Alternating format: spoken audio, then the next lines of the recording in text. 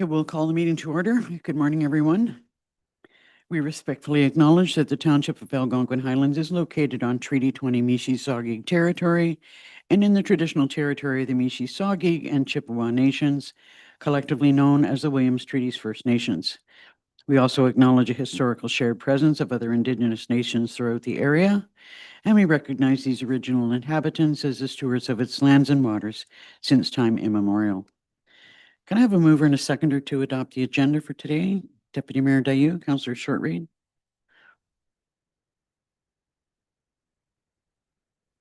Moved by Deputy Mayor Dayu, seconded by Councillor Shortreed. Be it resolved, the March 5th, 2026 agenda be approved as circulated. All in favor?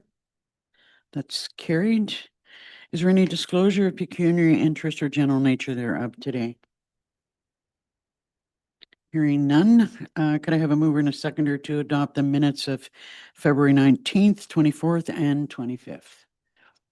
Councillors Richard and Barry.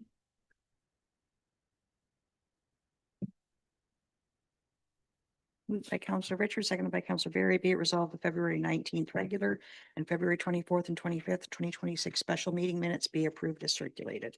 All in favor? That's carried.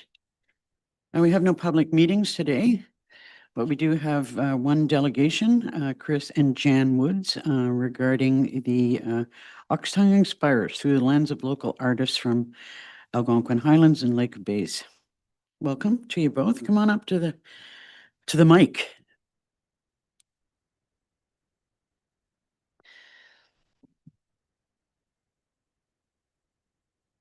So welcome to you both. And before you get started, I just want to acknowledge that the two of you and your family have really made significant contributions to our community, and it hasn't gone unnoticed, and it's definitely appreciated. So thank you for that. Thank you very much. Thank you. Very kind. Over to you. Thank you very much for giving us the opportunity to make this presentation to council. Many of you are aware of Oxtongue Lake for arts and culture, but some of you do not know. And I'd like to give you a brief rundown of who we are and what we have accomplished for the community and the township. Founded in 2012, Oxtongue Lake for Arts and Culture is a not-for-profit volunteers who came together to develop ideas to promote the local connection with Tom Thompson, the Group of Seven, and AJ Casson, who painted more than 30 paintings in our area. Three goals were established: leverage this connection to attract and retain visitors to Oxtongue Lake, use the imagery and the stories of Tom Thompson, the Group of Seven, and AJ Casson to strengthen and highlight our commitment to the protection and preservation of the natural environment and its importance to our community, and enhance community spirit. OLAC has since secured funding and partnerships to complete projects like the outdoor art exhibit at Oxtongue Lake Community Center, 4 interpretive plaques around the lake, developed a popular AJ Casson themed hike for Hike Halliburton, hosted 2 successful art festivals, paid and arranged for 2 guest speakers at our community center speaker series, donated a Swift canoe for a raffle, supported the Dorset Health Hub and Huntsville Hospital Foundation, supported financially 2 Oxtongue Lake Association dances, and this summer we sponsored and funded a new outdoor mural at Algonquin Outfitters.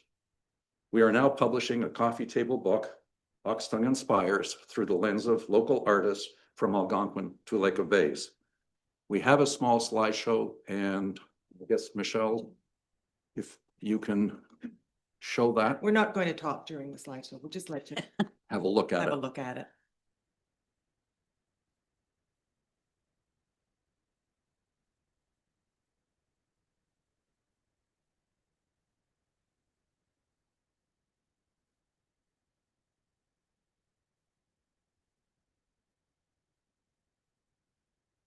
Nice to see a contribution by our both councillor and deputy mayor.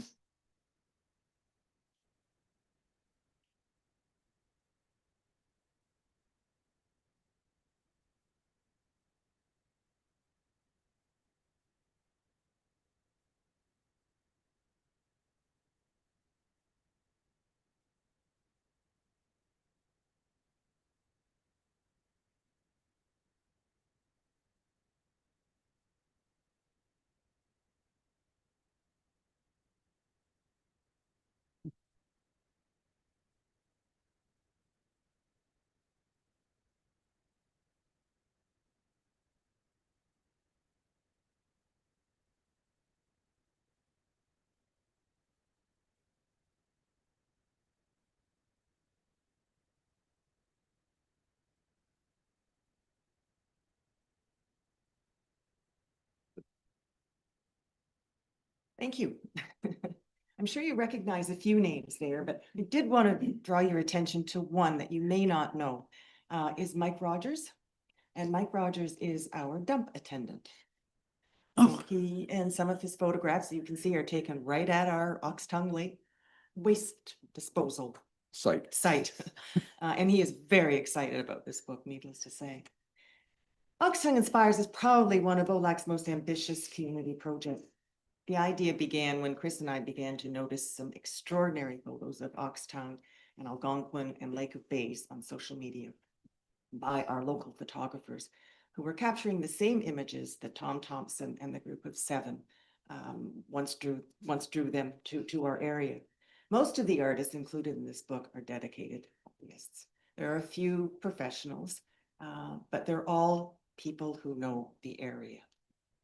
From the initial idea, OLAC rallied volunteers and artists, a designer from Ox Tongue Lake, one of Canada's top editors who has a cottage on Ox Tongue Lake, and community partners to bring this book to life. Countless hours have been given freely, choosing the images, shaping the narrative, creating the design, and ensuring that this project would reflect the heart of our community and of the talented artists whose work it showcases. It is also made possible by so many of our communities with a commitment to share the arts and culture based in the waters, our lands, and the wildlife of the region. The result has been an extraordinary collection, as you could see in the slideshow. Stunning images, thoughtful artist statements. Each photographer offers a personal vision of the water and the forests and the wildlife that continue to inspire our area. As Bob Hilscher, not sure if you remember Bob, he did our movie for us a few years ago. As Bob Hilscher said, it is not a stretch to imagine that the photographers featured in this book feel the same awe and magic that Tom Thompson and the group of 7 once did, and are inspired by this nature that must be protected for all time. Ox Tongue Inspires, it's a beautiful coffee table book of photography. There are 15 local artists, articles and quotes from residents, cottagers, retailers, 120 pages, 10 by 8 3/4 inches. So this is the size of it, minus maybe 20 pages. Our launch will be at Canada Day celebration on July 1st at our community center. The price is $60. And finally, we are very proud to tell you that it has been printed and bound in Canada. No. Thank you for that. We have been in touch with Susan Amont about carrying Ox Tongue Inspires at the Dorset Fire Tower. She wanted to know what our wholesale price was for the book. The book sells for $60, as Jan mentioned. The wholesale price is $48. Because we are a not-for-profit organization, we are asking council to waive this requirement so we can keep the $12 for OLAC to continue supporting the work we are doing in the community. I know retailers very often take their percentage, but we would like to hold on to that percentage if we can. This is a win-win for all. OLAC supports the community and the township with its various projects. Thank you for the consideration of this, and I hope you will support our request to waive that requirement. Well, I really would like to congratulate you. It's a lovely, it's a fabulous project. There's so beautiful images that reflect not only Ox Tongue Lake, but Algonquin Highlands. I have to say that we do live in one of the most beautiful places in the world. One of the things that I've just done a little bit of checking, before the meeting, and I don't believe that we have often taken items on consignment. What I would like to suggest for council's consideration is that we purchase a number of books. Like, I don't know, just as an example, say we purchase a dozen books, full price, sell it for the full price, no profit being taken. In that way, we're not managing someone else's money. So it's a clear, we buy the books, we sell the books, and when we run out, we buy more books and sell the books. And if that, is something that council can agree to, and that's satisfactory to you, I think that might be a win-win situation, because obviously one of the best places to have it displayed is at the tower. And I'm really excited to hear that you're having your launch on Canada Day. I think that's just fabulous. Right. So I look to members of council for comments on whether we can move forward in that way. Councillor Shortreed. I think that's a great idea, only because they don't have a lot of storage there if there's any left over for the winter. Buying X amount and then X amount as we need them is probably more suitable to how they operate at the tower. Any other comments? Councillor Berry? Maybe full support. I think it's a nice way to contribute to the project and all that they've done for the community, and I think the tower's in the logical location. Okay, just, before we pass a resolution with respect to that, I just want to go to Chris and make sure that that sort of system would work for you. Absolutely. No, Oh, the other sorry. Chris. Sorry. That- Yeah, Thank you through you, Mayor. I agree that I think this would be a fantastic addition to the Dorset Tower gift shop. I think it will be well received, and I can't see any reason why we can't go ahead with the purchase and sell them in that way. If that's what council desires, consignment I think would also work, but we can purchase and do it that way. I think that's probably the cleanest way to go about it. And, rather than getting into consignments with other, for other items, and, it just becomes a little more complicated as time goes by.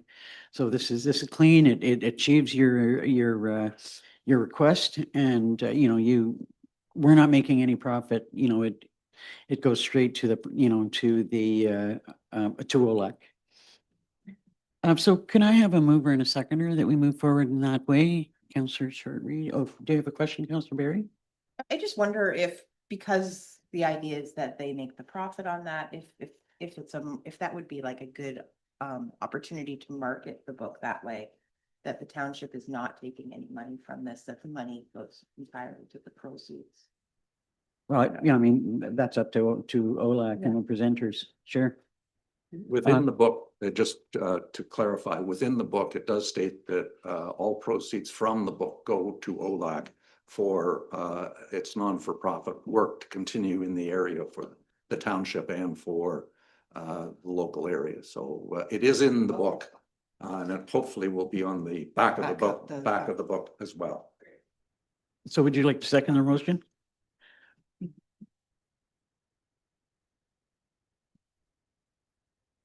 Moved by Councillor Shortreed, second by Councillor Berry. Be it resolved, council receives a delegation from Chris and Jan Woods requesting council support to sell book titled Oxtongue Inspires Through the Lens of Local Artists from Algonquin to Lake Bays at the Dorset Tower. And further, council authorized the purchase of 12 books at retail price and to be sold at the Dorset Tower gift shop. Should we say anything about, recurring purchases? Or does that limit us to just buying 12 books? For this time, we could add that. Okay.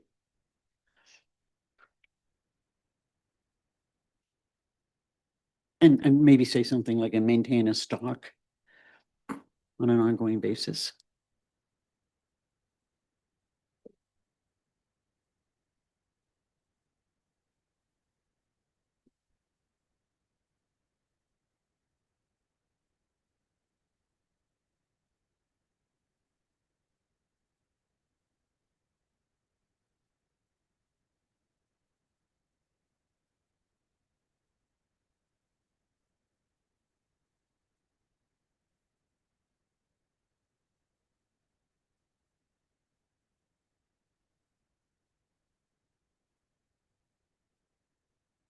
So the amendment is in that council authorize the purchase of additional books as required.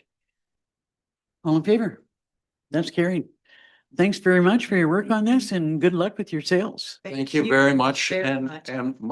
may I make a suggestion? If you wish to sell the books anywhere else, just, we can distribute them to the tower. And if you want to sell them somewhere else, please do. Okay, taken under advisement. Thanks. Thank you Very very, very much. much. Council. Thank you. So I have no presentation. So next up under Parks, Recreation and Trails, we have Stuart Anderson and Michael Gilinardo from the BA Group giving us a summary on our parking review.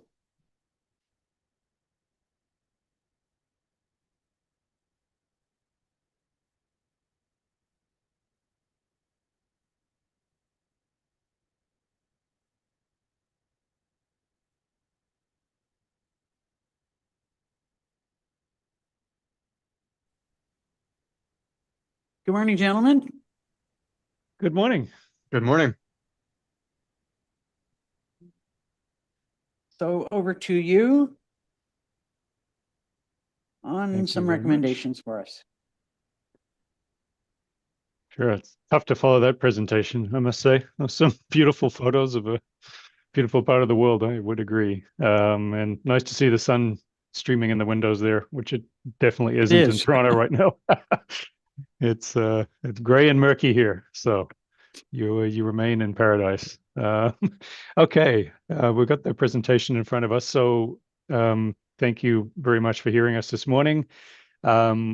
Since we last met, so just a brief preamble. So we'd been back in touch with township staff, with Chris, and put together just a brief summary report of our work so far. And uh,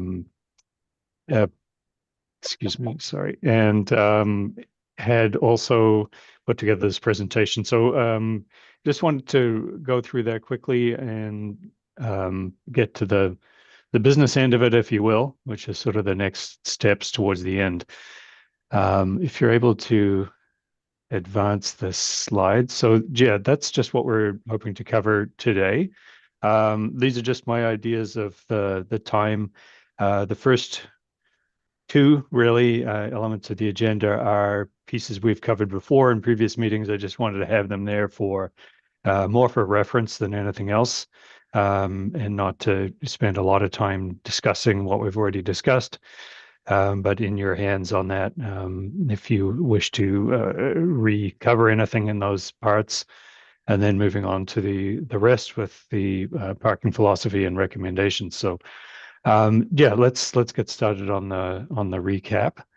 I wanted to start again with I guess the reason why we're here and the intent for the study, which was to do a strategic level review of parking across the entire township, recognizing that there are certain areas where there are parking concerns or issues, and some where there aren't, and trying to cover those off. But I think the big picture questions here we keep coming back to are the really broad ones as to what we understand, at least, is that council and staff are looking for some guidance on how parking should be treated across the entire township, and what types of tools or solutions could be used to do that. And underlying both of those things, I think, is where the responsibility should lie, as in who should be involved in working on what the solutions might be. And that could be a number of, not just the township council and staff, but some other parties as well. So that's the big picture there. Just stepping to the next slide, then, again, just to have these there as reference that we looked at when we were preparing the summary report and the summary presentation. So we've talked about all of these on the previous meetings, but some key ones there again, just to mention them again. Some key issues, or some of the, I think, more pressing issues from what we hear, is the water access only cottages, and how parking is managed at those at the docks and landing areas in particular, and trailer boat parking being a big one of that. And then obviously across the township, we've heard and seen some comments made on the increase in tourism and other sort of recreational activities, be it canoeing or ice fishing or whatever. There's a whole raft of them.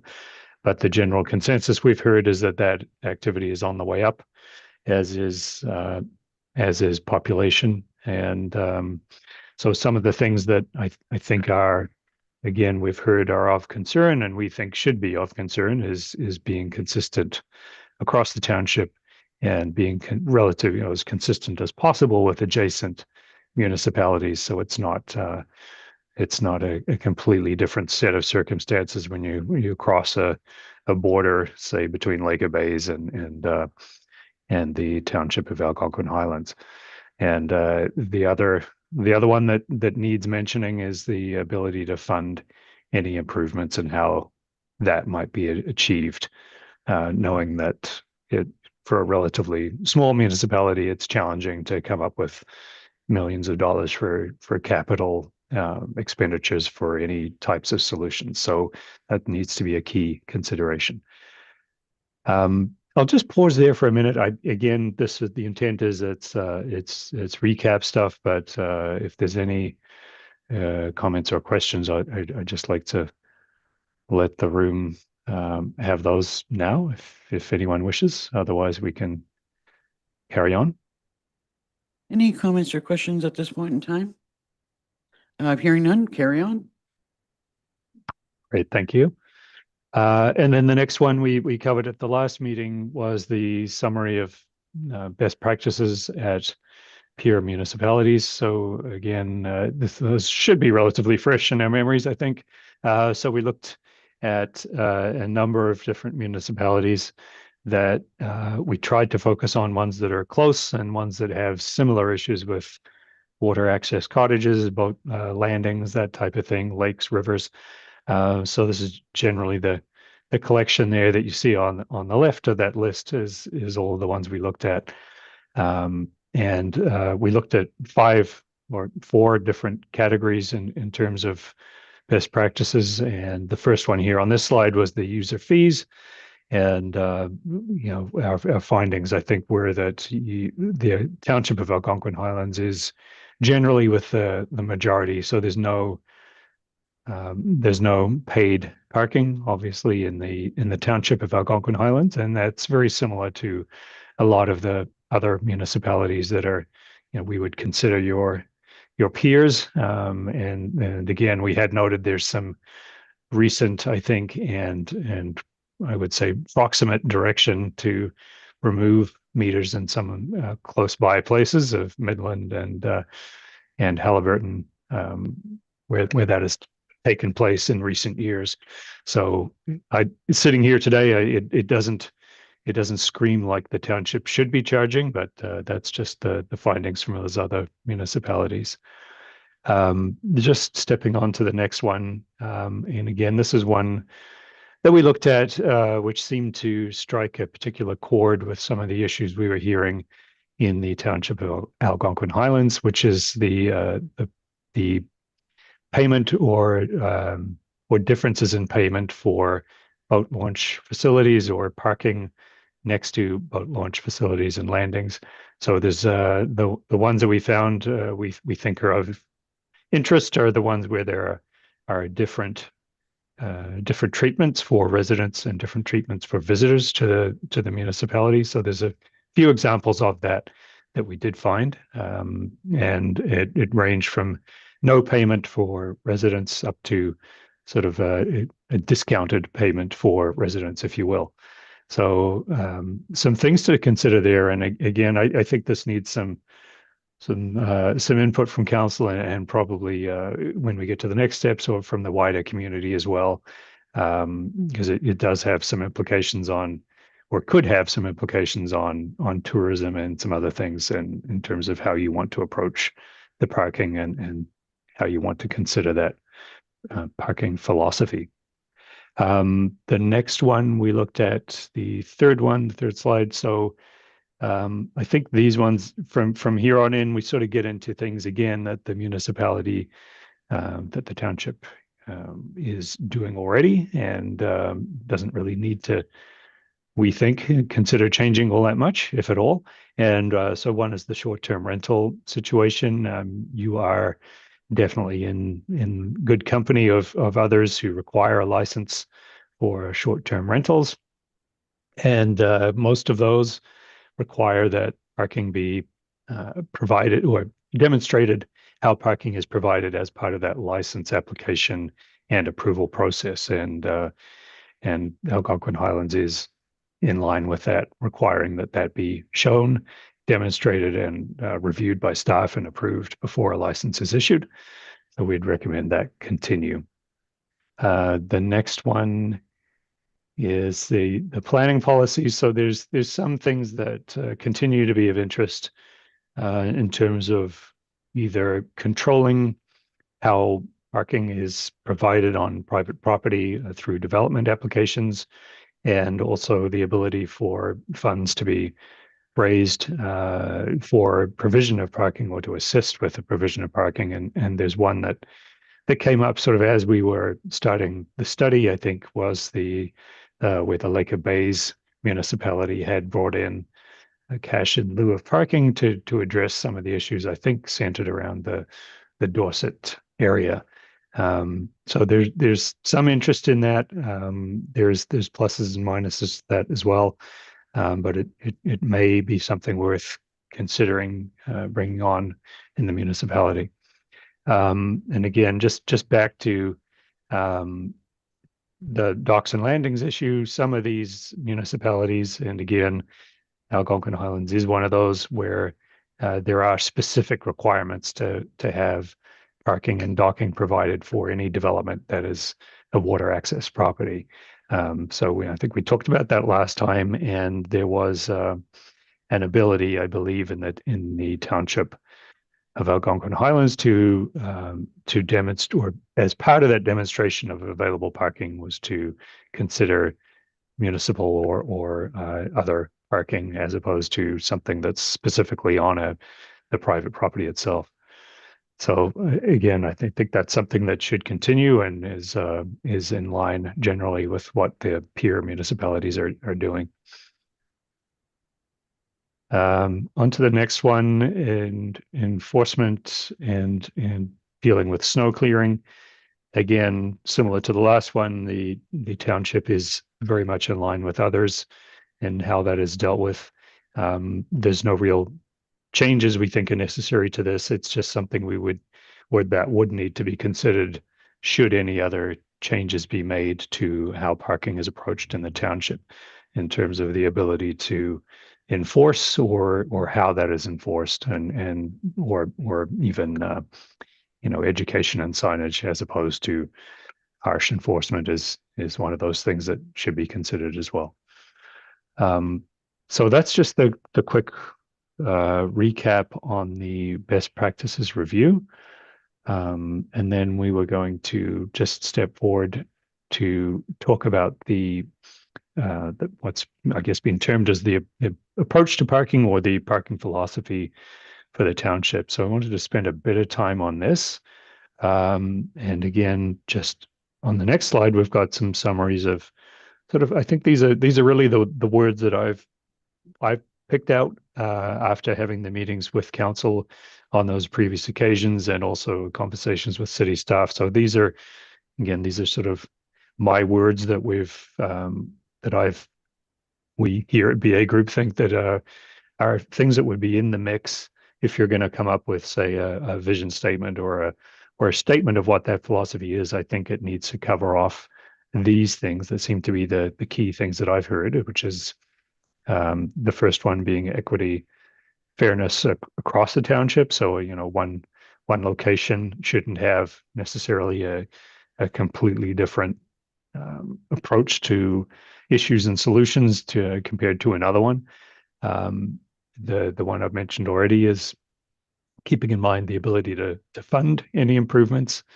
And that sort of almost jumps to the last bullet there too, which is the ability to work with others, collaboration for any solutions for issues, if they can be done with those various groups where there may be land ownership or interest, and that may include the province, the county, as well as the township, and potentially cottage associations, lake associations, and how they can be involved in those discussions of the issues and what the solutions may be.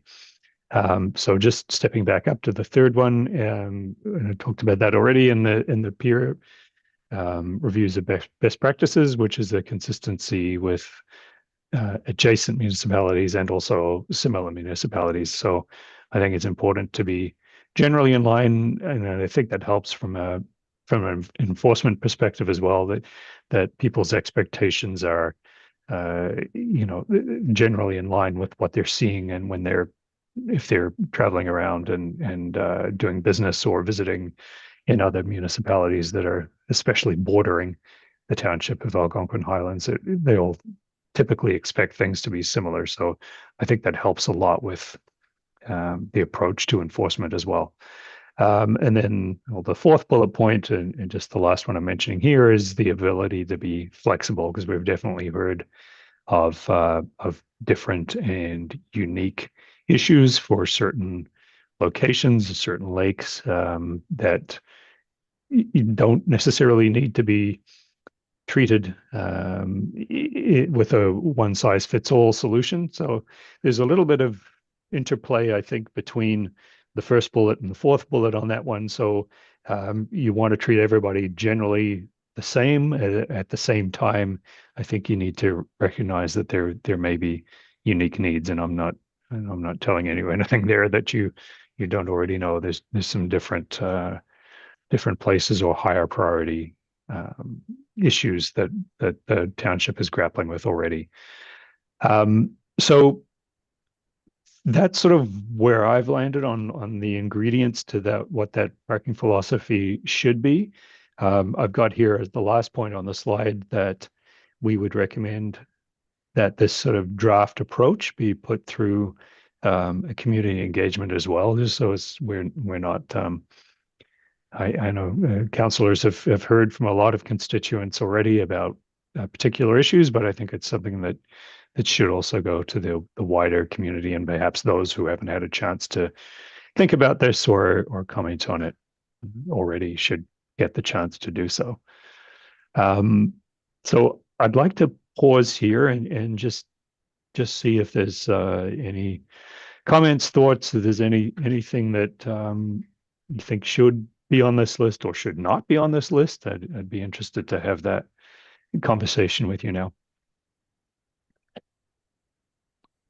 Comments, Deputy Mayor Dayu?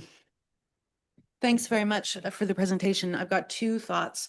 The first, just a recognition of that interplay, as you say, between equity and fairness within the township and ability to be flexible for unique needs. I think you've really hit on the importance of that.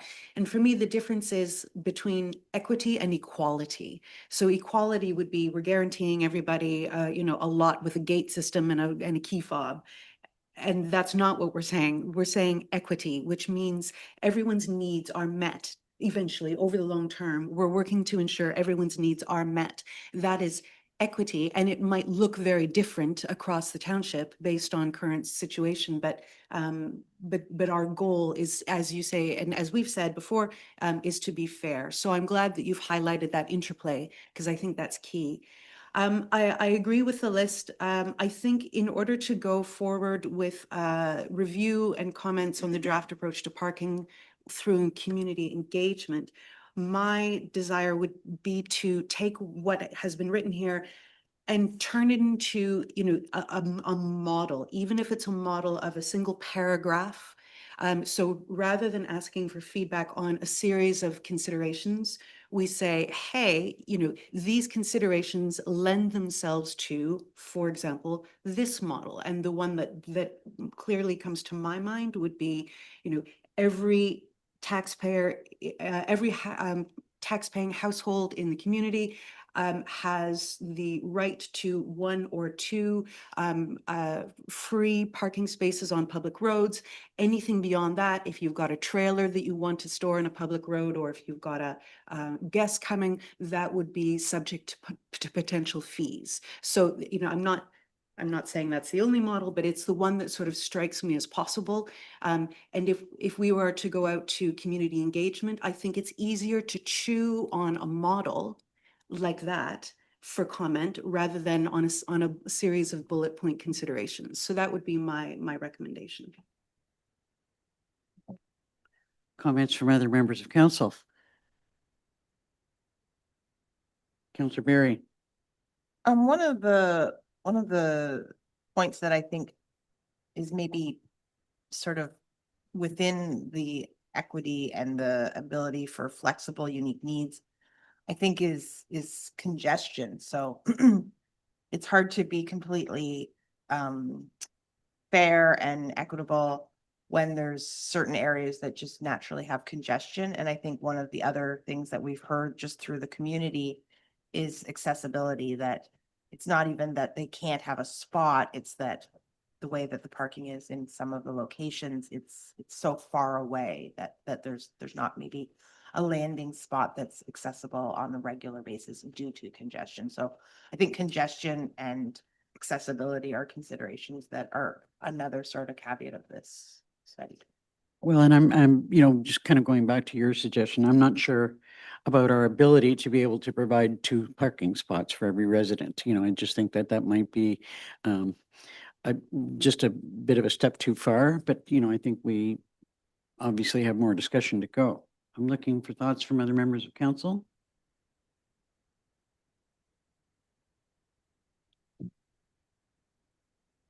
Councillor Barry.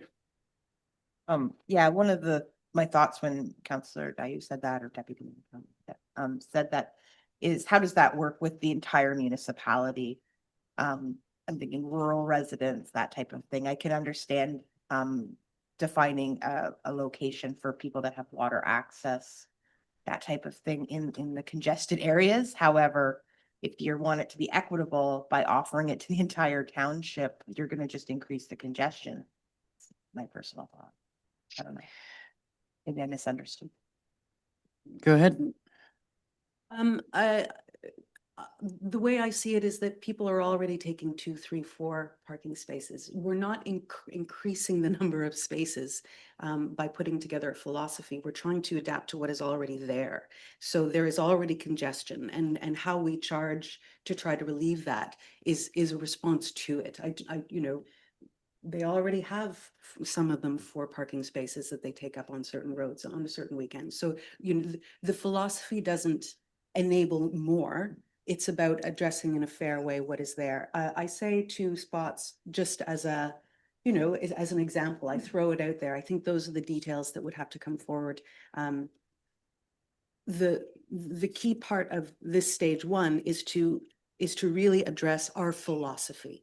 Not, the details aren't there, but the philosophy, I think, is shaping up quite well. And I do like the list. I just think a bit of a two-tier model that people could wrap their brains around would be very helpful for community engagement, whatever that model might look like. I think for one point is that I'm not sure that we're trying to find a model that will adapt to what's already there. We've identified that what's there is a problem, and we need to find solutions. And it's not just to offer everybody. I mean, we just simply can't afford to do that, or it's not safe for us to do that. I obviously there's been some suggestions here in next steps and what our philosophy would be, and we're talking about collaboration and further discussion, which becomes part of a phase 2 of this project. And obviously, phase 2 fits into budget considerations, and something that we're going to have to talk about further when it comes to the budget and where this fits in the budget. So, I look for comments from other members of council, but at this point in time, I think, we need to have further discussion. But it's also something that we need to determine whether it fits into our budget considerations or not. So, Councillor Richards. Yeah, my hope was that by the end of phase 1, we would have philosophy, and phase 2 would be specific to a particular area. But it seems to me like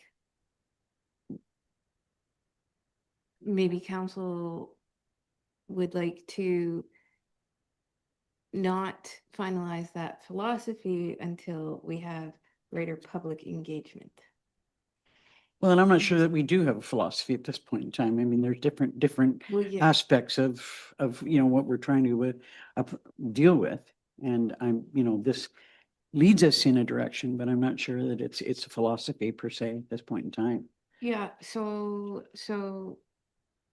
I would, if we don't feel that we're ready to make a philosophical decision at this point, then to move to phase 2, I think needs more consideration with the entire budget.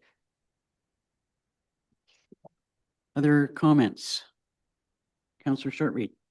I agree with Counselor Richards. We're at a point, we know where our major problems are. And we've built, or building a philosophy.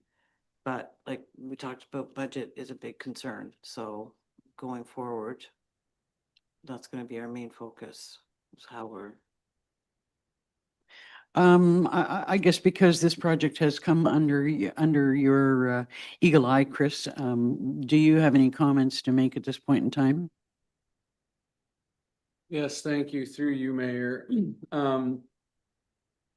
I think this is a good list for starting to move towards finalizing a philosophy. I don't think it's an ending. The things that I do like to see on the list are the ability to be flexible for unique needs. I think that we've identified that as we go through, particularly in the case of landings, that there's situations that are very specific to specific locations that may warrant different needs. And that's to say, it's not as simple to just say upfront, you know, we're going to put in a paid parking lot. And sorry, let me just turn on my video here. Just not used to that process. Oh. There we go. Thanks. Sorry about that. The two things that I wrote down on this slide as we were coming into this was seek to provide a standard number of parking spots and also how we want to utilize bylaws and any sort of compliance strategies. But I'm not sure that saying specifically how many parking spots we'd want to target would be part of the philosophy necessarily, because we'd need to come to that conclusion as we gather data. Once we have the data, we can work within the framework of a philosophy to then say, okay, here's what's reasonable to target. Because again, right now, and this is what you'll see as part of the budget under phase 2 and later in this presentation, is understanding how many spots we have, which we don't actually know, how many spots we need, and then whether or not we are short and what we want to target within that. So I think to work towards building that philosophy, gathering the data would then allow us to make those detailed decisions within a philosophical framework. Well, and we do have different, we're unique in the first place because we don't have, you know, what would normally be considered urban parking or downtown parking. You know, I think we obviously need to have further discussion about enforcement and how we would deal with enforcement, depending on, you know, where we land. And we have some very specific, I mean, I see that dealing with some of the docks and landings could be relatively simple in how we approach them, whereas, you know, something like the, you know, the situation around the marina is a different thing. Big Hawk Lake Road is obviously a problem and probably needs to be approached in a different way. And we also need to look at what the requirements are now for water access only properties versus regular residents. So, you know, we obviously have a lot more discussion to take place. Councillor Barry. Yeah, I think part of the data collection should show the metrics of how growth is going to be impacted. So you don't want to, you know, build a park, it's much like the office here. You don't want to build a parking lot that's gonna, you know, fill the need next year. And then in 5 years from now, we're in the same situation again. I think that that's definitely a consideration. And I hope that when we do collect the data, that we can sort of break them down into sections of like, okay, these 5 locations, you know, they have this sort of issues in these 5 locations and fit them into different groups rather than taking it all in one sort of lump sum of information. Deputy Mayor Dayoud, I think I saw your hand up. Yeah, no, I appreciate Chris's comments very much. And, you know, and again, I agree. We're not at a stage where we're proposing number of free spots, but I think we are, after these conversations, at a place where we could say we would like taxpayers to have it the most easiest way possible, the least impactful on the purse, and visiting user groups have more of an impact via fees or permits or whatever it might be. I think we're there philosophically that we could make those sorts of beginner determinations for sharing. But I agree, you know, the actual number of spaces, no, we're not there. That's data collection. Any other comments? So I guess at this point, gentlemen, we're at a bit of a standoff because I can see that there's more work to be done. There's likely consultation, more statistics or details that are required. And we're just coming up to our budget deliberations and moving forward with a phase 2 is subject to those budget discussions. So, you know, unless I hear anything else at this point in time, I guess I would thank you for the information that you've given us so far, and just wait and see where we land, you know, during our budget discussions. This is one of the items that's up for further discussion during that time. Any other comments? Madam CEO, did you have anything? Councillor Barry? Just in regards to the last page of the presentation, or sorry, page 19, just in regards to future work. I wonder if there is opportunities right now to consider the duration of how long people can park there in congested times and seasons, that type of thing. Maybe talking a little bit about enforcement and how that's rolling out for peak weekends. I don't know, like, I just wonder if there's opportunities now in regards to the limits of how long people can park there, or if that's already in place. And if some signage that could be put in place now, like those are sort of smaller ticket items that could maybe be incorporated into considering how to sort of lessen some of the congestion during the peak times. I mean, obviously, those are two items that need to be considered. You know, time limits and enforcement, how we're going to go about enforcement. And, you know, we already have some, you know, enforcement challenges. So I'm not sure that we could make those deliberations today. But, you know, I look to other members of council. Obviously, if we're going to set time limits in any location, it needs to be monitored on an absolutely regular basis, or there's no point in setting a time limit. Is Councillor Shortreed? And time limits are gonna be really hard because if they're water access cottages, they could be there for a week. Like, you can't say no overnight parking when they're on vacation at their cottage. So it's something that's gonna have to really be put a lot of thought into before we jump on that. And yeah, and water access only properties are unique to other, you know, other requirements, other parking requirements. Councillor, or sorry, Deputy Mayor Dayu. Yeah, I do think there has to be like a short, medium and longer term next steps. That's certain. And I do wonder if I'm sure a short meeting will do it. short, medium and long term next steps. Yeah, no, not a short meeting. That's what I thought, short meeting then.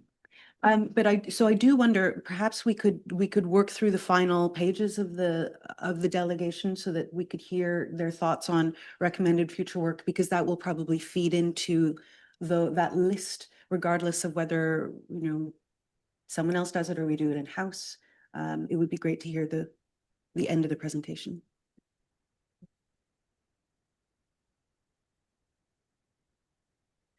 Okay. Back to you, gentlemen. You have further comments or would like to expand on the recommendations that have been offered? Yeah, certainly we can go through those last slides and then leave it there. So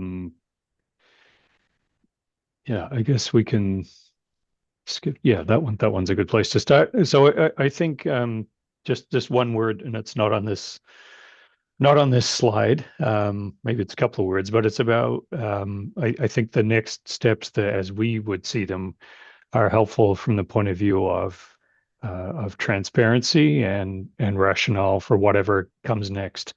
I think it helps with the consideration of the equality considerations. So you've got some data, you're making some decisions, you're going out to the community and the interested stakeholder groups and you've got a documented approach to how you're dealing with things, as opposed to an ad hoc. So I think those are the key things that I would suggest are important in those next phases.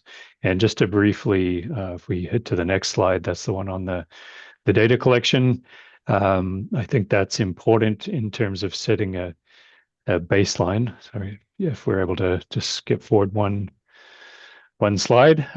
So we'd suggest, as we've put there, doing some data collection during some of the busy times to really get a good understanding of what those peak demands might be and how they're being met or not met under the existing circumstances. So trying to get some key locations, recognizing there's a big geography involved, and you don't want to spend thousands of, well, maybe you do, but it's a lot of work for a lot of people to do, to collect a lot of data. So we would suggest doing some kind of focused data based on what is already understood to be key issues, key locations, and then sort of step forward in terms of the timeline for making recommendations and making fixes would be sort of a 1 to 5 year period, and then a 6 to 10. So you could even sort of split out the data collection for some of those ones that may come up as future issues. Just to the next slide, then, that's on the community engagement, and there's a number of different ways of doing these things in our experience, and typically we would suggest for this type of study, while people like me and Michael might love talking about parking, it's not necessarily a shared trait across the wider community. So typically we would focus on the stakeholders with a particular interest, and obviously that's the township council and staff, but it's also things like a cottage associations.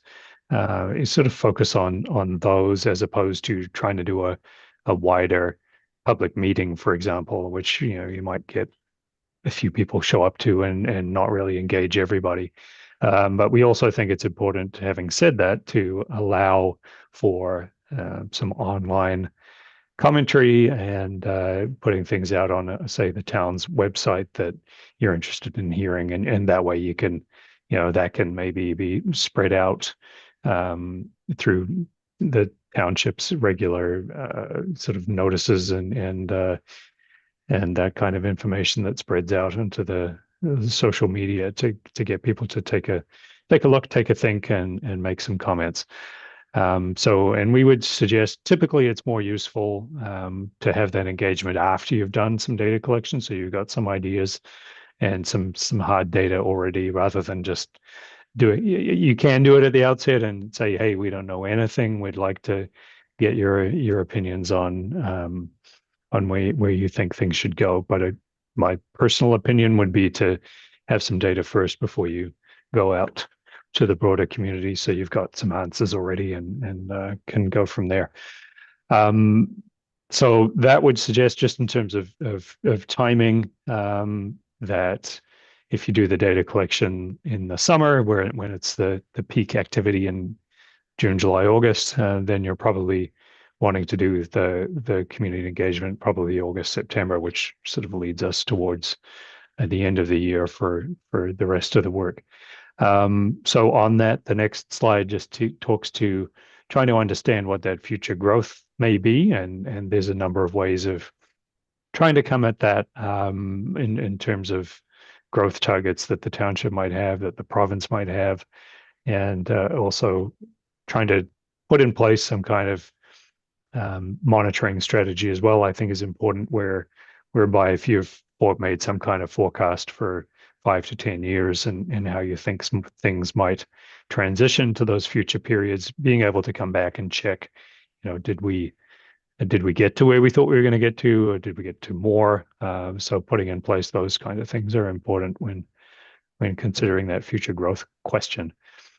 The last one on the future work thing is permits and enforcement, and that came up just a few minutes ago in your conversation in council. And I think one of the things, and it's not specifically here, but what I mean on the third bullet there kind of talks to that, which is self-enforcing rules versus having to have somebody come out and issue tickets. And I think a key thing that feeds into that is being able to provide people with alternatives that they can modify their behavior or choose to do certain things based on what is available. And to be more specific on that, so if you want to do time limits, for example, in key locations, I think it's very important that you've got, just to use an example of water access properties, that you've got a place where people can park long term legally, so for a week or overnight or whatever, and then you're able to give those people the ability to or the opportunity to park somewhere. For example, it may be unpaid overnight parking, and then you might want to do sort of a 2 hour, 3 hour parking where you've got more. You want more turnover in say a landing or a boat launch area where you don't want people parking for 2 weeks right in the middle of where people are trying to launch boats and pull boats out. So I think those kind of things help with a self-enforcing nature of things, that people just can see the right thing to do or the best thing to do and govern themselves accordingly. I think that makes everything else flow on a lot easier and with fewer headaches.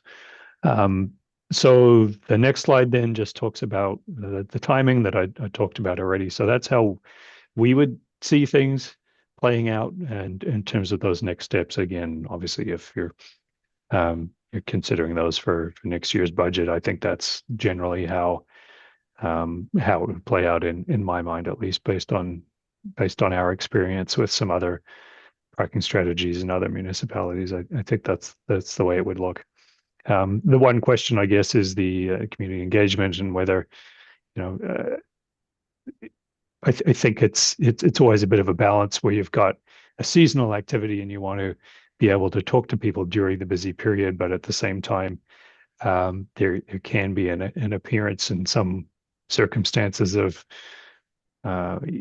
doing your key consultation at a time when people are on vacation and not necessarily paying attention to municipal ongoing. So that's something to be a little cautious of, and that's why we're suggesting that it does take place sort of on the during the main time, say August, but also in the kind of later month of September when people are back to work, back to school, back to normal life. I think it's important that be covered off as well. So I think that's all I would say on that, and thank you for the opportunity to come before you again today. And yeah, it's been a very interesting study for us, and we'd like to wish you well on the next steps forward, and we'd love to be involved, but obviously it's up to staff and council on next steps. Thank you very much for your time. Had you made any assumptions if we entered into a phase 2 about whether, if we continue to have you on retainer, that you would do some of the data collection for us, or are you assuming that we would do the data collection on our own? Or I suppose there could be a division of roles there, but had you any thoughts on that? Yes, we have had thoughts on that. I've had a brief discussion with Chris on that. I think there's a few ways it could be done. We can do that. We have field crew that does do that type of work across Ontario. Likely, I would say the cost for us are probably higher than they would be if it were done locally. I think locally has some advantages where you can probably get more bang for your buck if people are able to visit locations with less travel time and more frequently and collect data that way, whether that be town staff or whether that be contract casual paid by the hour type of thing that can be done with perhaps students, summer students, or that kind of thing, depending on the resources available. to the municipality. But it's probably more effective. You'll get more data that way if it's that type of approach, I would suggest. Councillor Richards. Just to follow up on that particular question, if we were to do the data collection, do we have enough staff to do that? I know on one location, we've already kind of done it, but on, you know. across the That's my entire township, concern. Maybe staff can. Comments from yourself, Mr. Card? Thank you, Mayor. The budget I have presented and the proposed budget for this year to council does include costs for them to do the data collection. As to staffing availability, I think that'd have to be a larger discussion that would have to be led with some input from the CAO. Yeah.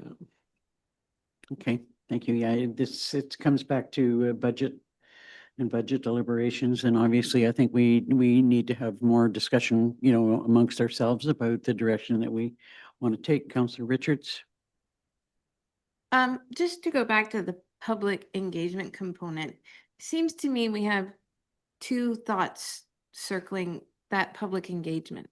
One being on the actual philosophy of payment varying between user groups, and the other on site-specific information. Is council suggesting that we are able at this point to make the decision on the first part without the public engagement as far as payment by user groups? Or does council want both to be a public engagement process? Thoughts from council? Deputy Mayor Dayu? Yeah, I don't think we're ready to make a call on anything without the appropriate data. But there again, I think putting forward our philosophy on equity is the key piece. Do we want to go out and see if they are interested in there being a differentiation between user groups, for example? So it's not about asking them to land on a specific model. It's about, helping us to confirm whether our philosophy is the philosophy that they wish to see going forward, knowing that there will be financial implications no matter which model is espoused in the end. And I'm not sure that we've landed on a philosophy. And I think we do need more discussion about it. So, at this point, I guess, gentlemen, I would like to thank you for adding to levels of confusion for us. But no, actually, you've given us some direction and obviously some thoughts on, how we need to approach this going forward. And as I've said, that we do need to have further discussion on how this impacts our budget, or, where it fits into, or what aspects of this we can fit into our budget. So at this point in time, I'd like to thank you ever so much for the input you've given us. And I'm quite sure that we'll be in contact with you not too long from now. Because it is important that we, start to move forward with data collection during this season. And you've outlined some excellent timelines for consideration with respect to that. So thank you. Could I have a mover and a seconder to receive the presentation today? Councillors Richards and Barry. Moved by Councillor Richards, seconded by Councillor Barry. Be it resolved, council receives the parking philosophy review summary and recommendations report presented from Stuart Anderson and Michael G. Leonardo, BA Group, for information, and council directs further discussions occur during the 2026 budget deliberations. All in favor? That's carried. Thank you. Thank you Thank you, Mayor and Council. So I think this might be a good point to take a 15-minute break.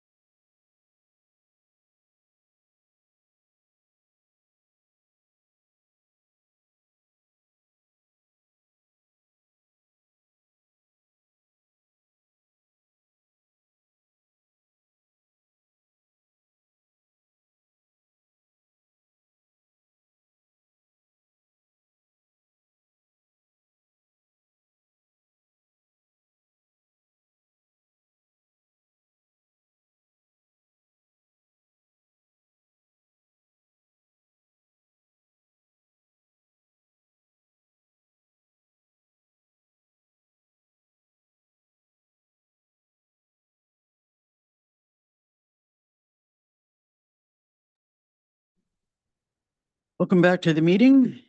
We're still under Parks, Recreation and Trails, and the next item for discussion is log chute construction and procurement. Yes, thank you. So through you, Mayor, this is in follow-up to the previous meeting regarding the options chosen to go forward with the log chute and council's request to review the possibility of single sourcing the project. So what I've done here is I've highlighted the applicable sections of the purchasing policy, and I'll just look at those briefly, and that leads to our recommendation. So under single source procurement, there is opportunity to go with one vendor if there's a desire for standardization, or the vendor has a particular experience with the work. That does exist in this location. However, there are opportunities for that type of work to be done by other vendors. So there's a couple other portions that are applicable. So under the emergency procurement section, it does allow, in the cases of the welfare of public property and for the security of the township's interests, to limit any further damage, to be able to forego a request for tender process.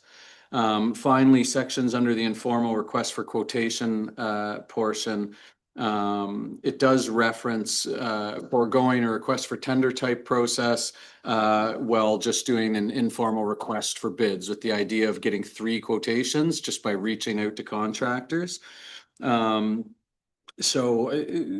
with all of those things considered, the recommendation is we could reach out directly to vendors who we have experience with, who we've done recent projects with, who we feel would be a good fit for this, and ask them for quotations on the work with the intent of getting 3 bids, foregoing the tender process, and look for the lowest quotation through that and move forward that way, if that's council's desire. And the best fit. No, Yeah. I mean, I maybe looked at this from I don't know, from a different perspective, but when I was looking at who might do the work, I was thinking that we needed to consider companies that had specific timber work experience. And I just kind of was looking for, some thoughts about that from yourself, and or Adam, whether that's necessary or not. I know that, we talked about, on the one hand, we want the work to be done to ensure that, this portion maintains its cultural integrity, let's call it, while ensuring that, if there needed to be a steel work or, steel supports done as part of that work, that's sort of outside of what a normal log or timber builder might do. So, I guess I was looking for some thoughts about, who we might approach. I mean, of course, we know that there was a specific contractor who did the work in the first place, and I'm sure there are at least several other timber frame companies in town, and maybe just general contractors could do this work. But, I guess I'd look to you to hear some thoughts on that. Sure, yes. So we still would be going through the specifications for the work with the consultant. So the specifications of what it is that needs to be done, we would provide, and we would delineate that. And then we'd be able to reach out to companies and they would bid on that specifically. I wasn't thinking specifically like a timber framing type company, but more so companies that do work with wood around water and have experience with projects of that scale. And then they would work within the confines of what we develop as the work that we're looking to get done. So we would, if there's specifics to steel components, that would be specified in the construction documents. If identifying very specific pieces of wood that need replaced, that will be specified. And we'd be looking for people who are comfortable doing that work. Absolutely. Because it is a bit of a specialized project. There's no question about it. So I look to comments or questions. Councillor Richards, then Councillor Barry. So, do you feel that putting it out for like a formal tender process would delay the project significantly. And so it would be better to mitigate the timeline to put it out to people that we know. So you're by invitation as opposed to open tender. Go ahead, Chris. As I'm understanding the question is, would we save time doing what I'm proposing relative to going out to tender? And yes, we would. It would save us developing the tender document, which typically takes a month to 2 months, and then the posting of that tender, and then potentially back and forth on that. And then oftentimes we do get bidders, sometimes we don't, but it would definitely save several months worth of time for that process. Go ahead. Yeah, like on that, I think, it's not like a reconstruction of the log chute is an emergency. However, further deterioration of the log chute, which would increase costs, is a consideration. And as we saw last year, with some of it coming apart and headed towards people's properties, I think that's where I feel the urgency is on, salvaging what we have and not increasing further costs. And removing risk. And removing risk, yeah. Councillor Barry. I just wonder through this process, if we would sort of be given the opportunity to see sort of modern engineered, development versus historical sort of classic timber construction. And if we're looking for both of those, or are we looking for one or the other? I guess that's my question.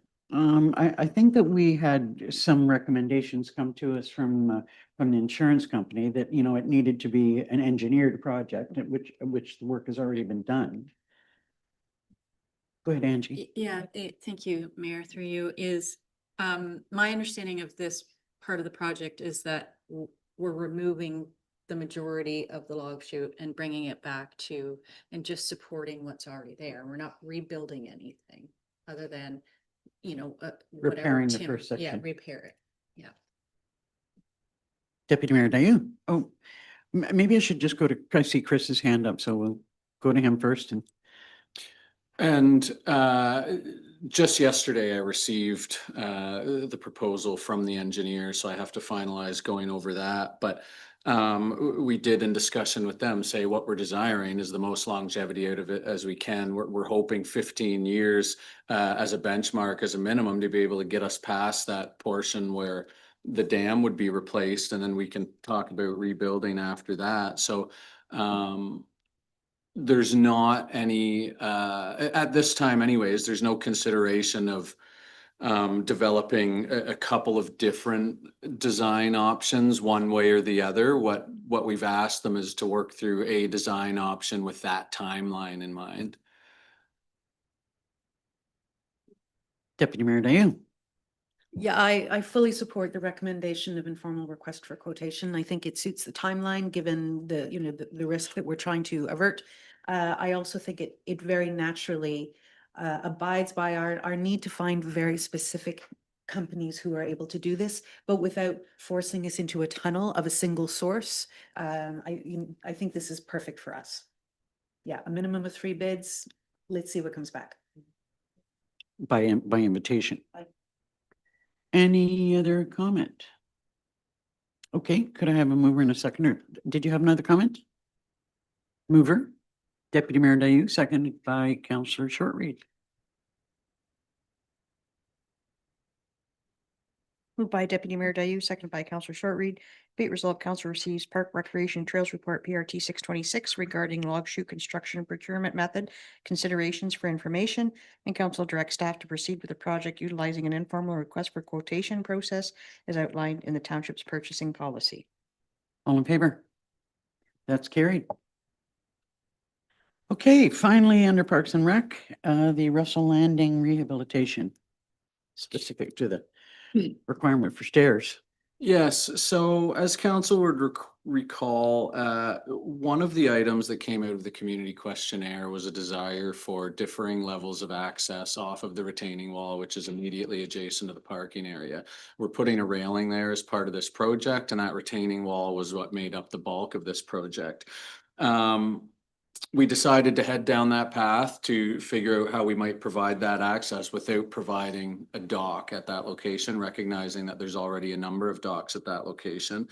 And as I've outlined in the report,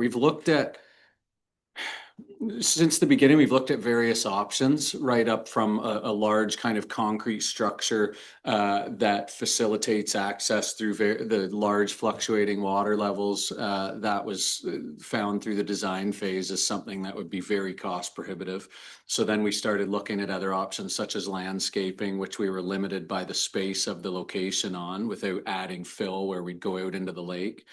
And then finally landed on what may be best is to just include as a provisional item in the work that the contractor give us options for an aluminum staircase. As we've gone through that process, we've realized that building code requirements are such that you'd have to have a railing on the stairs, and picturing that the intent was really to be able to have somebody be able to pull up a boat or a canoe or something like a small motor boat to be able to load and unload items from their vehicle right next to the wall before they park. To have a railing on both sides of the stairs would end up going down into the water. And when the water's high, the railing is far below the water line. So it really isn't a solution that would work out. So this is all to say that myself, our project manager, the design engineers, and the construction company have looked at all kinds of varying options on how we might be able to pull it off to come to the conclusion that stairs just aren't going to work. But a dock would. So what I'm bringing to council today is the options of whether or not we forego the stairs, install a dock, or continue to provide the same level of service that's been existing there forever and not put a dock there. Council had during the design phase process expressed the desire that we wouldn't add a dock there just because of the level of docking that's already on the site there, not at that specific spot, but just a little bit further out from the parking where it's always existed. And if we do go the route of a dock, it would add a project cost expense, which would be $10,500 in addition to what we had already budgeted for a set of stairs. Of course, the other option, if we did not put anything there, would reduce the cost of the project overall by $11,300.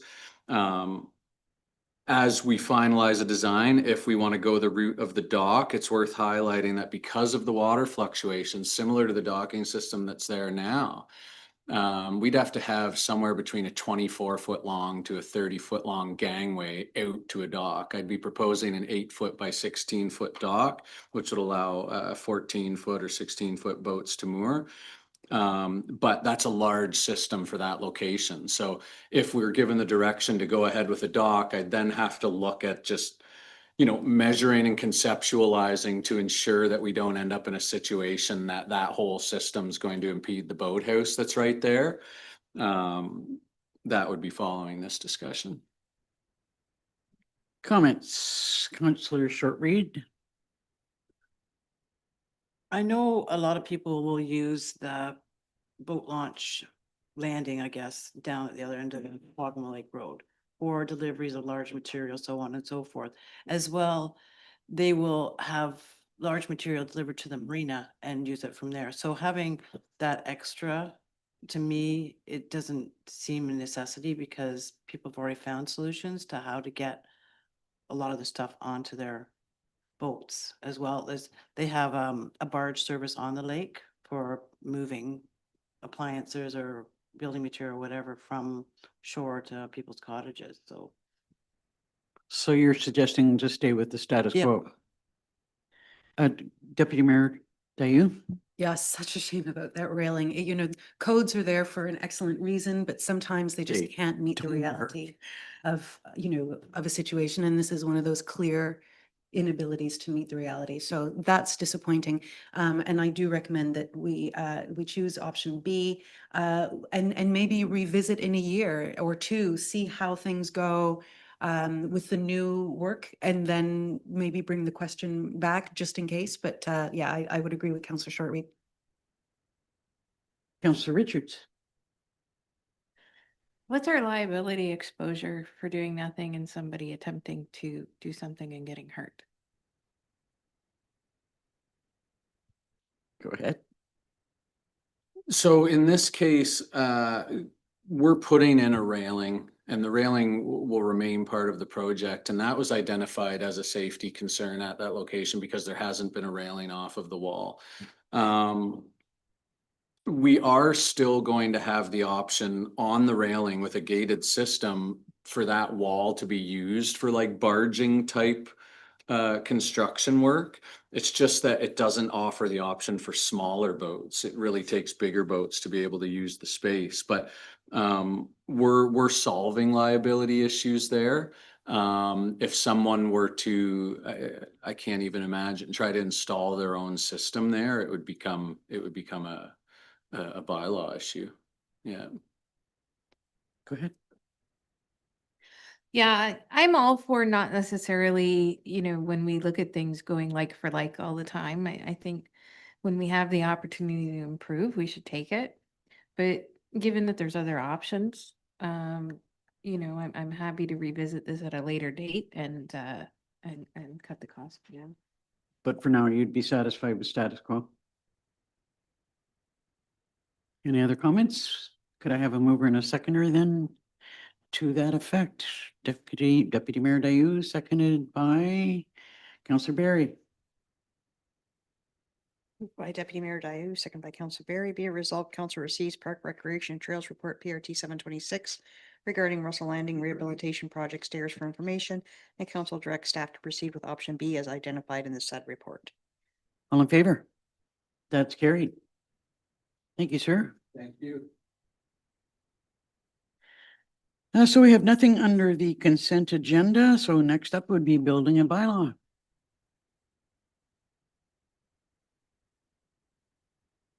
Good morning, Mr. Moore. This will be the monthly activity report for January. I did not. Sorry about that. Good morning, Mayor and Council. This will be the monthly activity report for January, as I didn't have it for the February meeting. So the first of the year, we realized 8 permits in total, with one of them being a single family dwelling. We received over 6,000 in permit fees and a construction value of over 900,000. Questions or comments on the building and bylaw report? Hearing none, can I have a mover and a seconder to receive the report? Councillors Richards and Barry.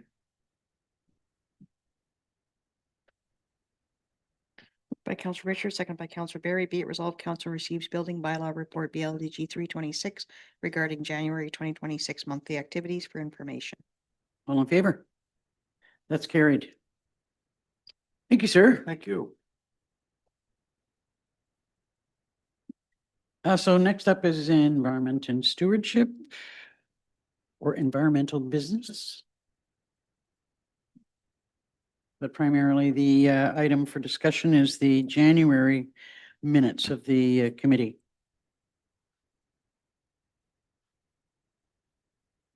Good morning, Melissa.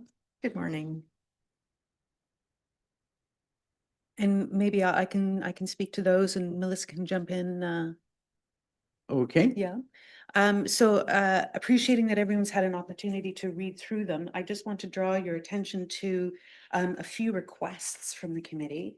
One is to seek the support of our communications coordinator to work on some imaging and copyright requirements for a poster that we would like to have available for use around the township.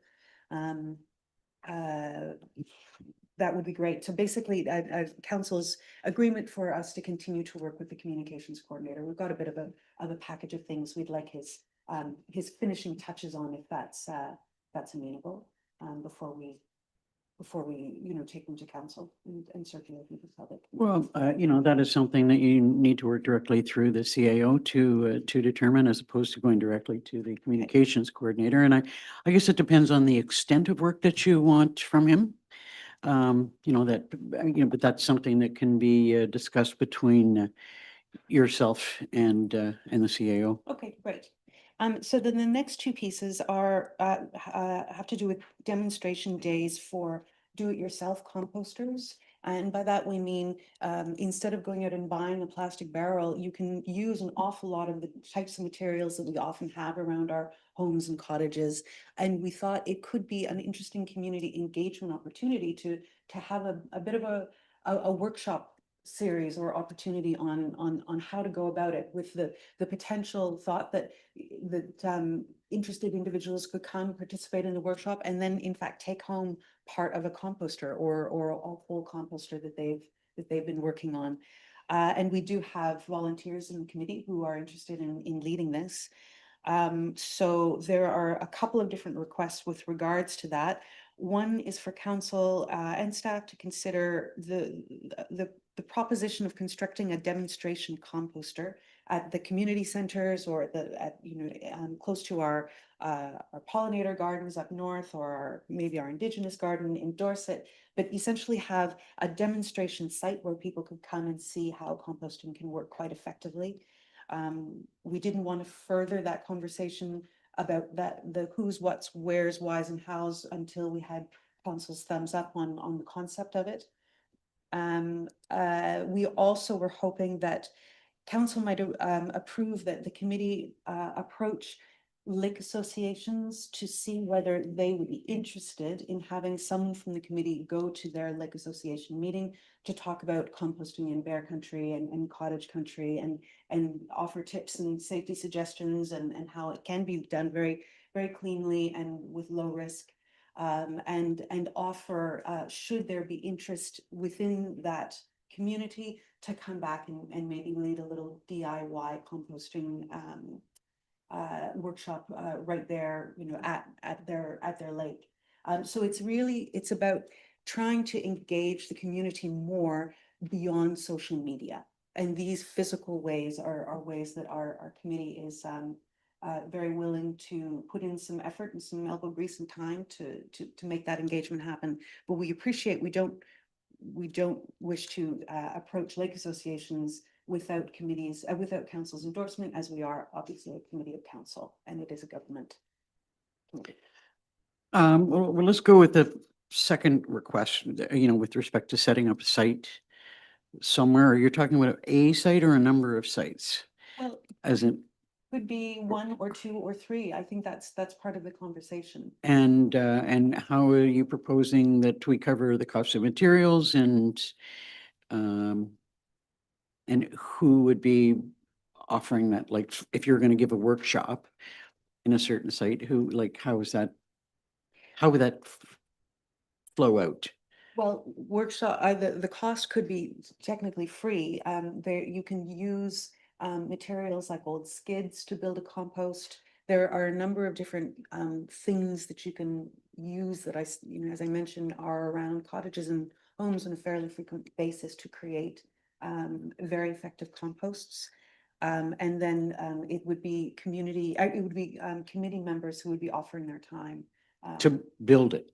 Or- to build it and to host the workshop. Indeed, we've got the skills on the committee. So if there's any cost at all, it would be very, very low. Okay, I guess I would wonder, like, how many locations do we really need to do this at, and what might be the best location? I was sort of thinking like more central, as opposed to setting up, say, 3 different sites. I think that's that's a bit much, but if you had one site that was relatively central, like Dorset somewhere. But I'm just looking for a little bit more discussion about how that would work. Councillor Richards? Like, is it a thought that you would put together it and it could be taken back apart and reused in a different place, or would you be making different ones? and maintaining them at those locations, like ongoing? Or is Yeah. it just something that you put up for the demonstration, take down, take away?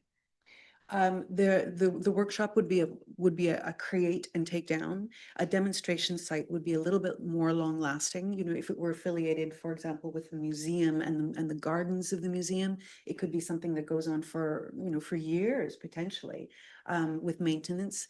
If it were a demonstration site up in Dorset, perhaps it would only be one season, but it's to recognize that, you know, compost does take that time to break down. So it's really to demonstrate, look, this is ongoing, there's no smell, there's been no vermin, there have been no attacks by, you know, by creatures from the forest. It is possible to do it in Bear Country quite comfortably. Have you spoken to staff about best locations if something was going to, you know, stay there for a season? I suppose I'd look to Melissa. I'm not sure. I have not myself.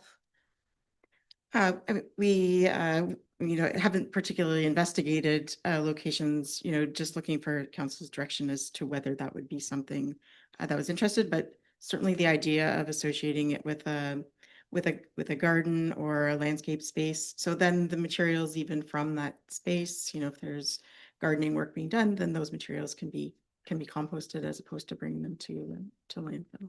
No, I know that this museum is not necessarily what we would consider a central location. But if I understand correctly, there has been some communication with the museum committee, and they have showed some interest in partnering, although they don't have the capacity to offer too much assistance. Is that correct? Yep. Yeah, that's correct. And I think it's a perfect spot. You know, composting is very much part of how humankind has worked for thousands upon thousands of years. And so to look at the settler heritage of our community, this would have been one of the things that happened on a regular basis. So there is a natural synchronicity there. The only disadvantage with only having one site is that the people from further north are less likely to come down and see it. You know, we don't cross pollinate so much as we wish in the, you know, in the township. And so I think there would be a limited engagement to the south, but that's, you know, that's okay too. It's a good starting point.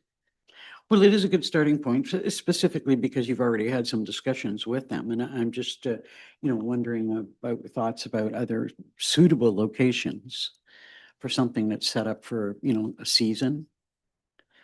We were thinking on the garden spaces. So we've got a new Indigenous garden coming up in Dorset. Let's work on getting the Indigenous garden in place before we start adding something to it. It was a possible location that was raised. Also, a pollinator garden up at the community center at Oxtongue. So there are these natural spaces to We be have a- considered. Forgive me, I did not realize we had a pollinator garden at, Up at the community center. yeah, no. Mm. Okay, thoughts? Councillor Richards. If you were to be like putting one at say the Stanhope Museum, maybe the Dorset Museum, the Oxton Community Center, who would be maintaining them after you've installed them? That is all to be worked out. We've got committee members from, I think, from each location who live nearby. But those are the details that would have to be worked out.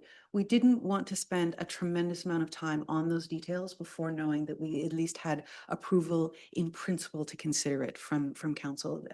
Didn't want to, frankly, to spin the wheels if it wasn't going to be something that would be entertained.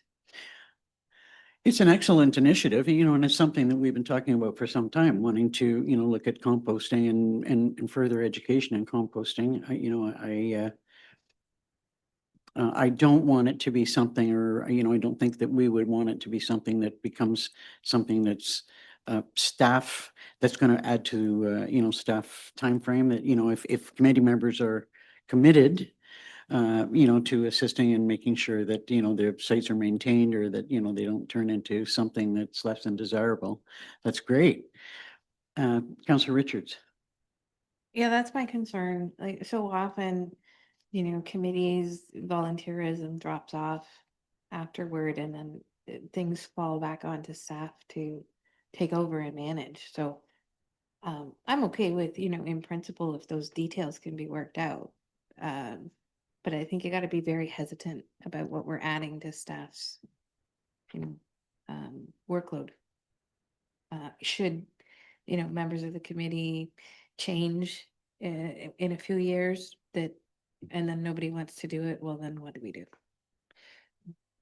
If I might respond, the great thing about a composting unit is that it is extremely, it's accessible. You can take it apart the next year. You remove the soil that is created and you repurpose it, and then you take away the structure and it's gone. So if for whatever reason it doesn't work out, the implications are not dire. We're not looking at staff time at all. If it doesn't work out, it doesn't work out, and the demonstration component is ceased. And it is removed. So I don't foresee any staff time. I'm sure the committee would be happy to come back with more details on how it could be managed. Another thing that came to my mind was that I remember at some point in the past you had talked about, and forgive me, I forget what specific subject this was related to, but there was talk about filming.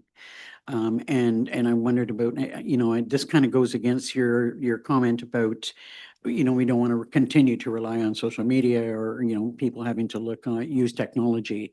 But I wondered about the benefit too of possibly, if we could get one of the filming companies to, to buy in or maybe offer some free time for us or, minimal cost to create a film that would show people how to do backyard composting. But that's obviously that's a different subject. And Well, yes and no, because we were very much thinking about taking these sites, or if we did go to Lake Association meetings at their invitation to talk about it, that it would be filmed. And the incredible thing now is that someone with a steady hand can film a beautiful little clip on their phone, and that can be edited quite simply. We wouldn't need necessarily a company to come in to do that.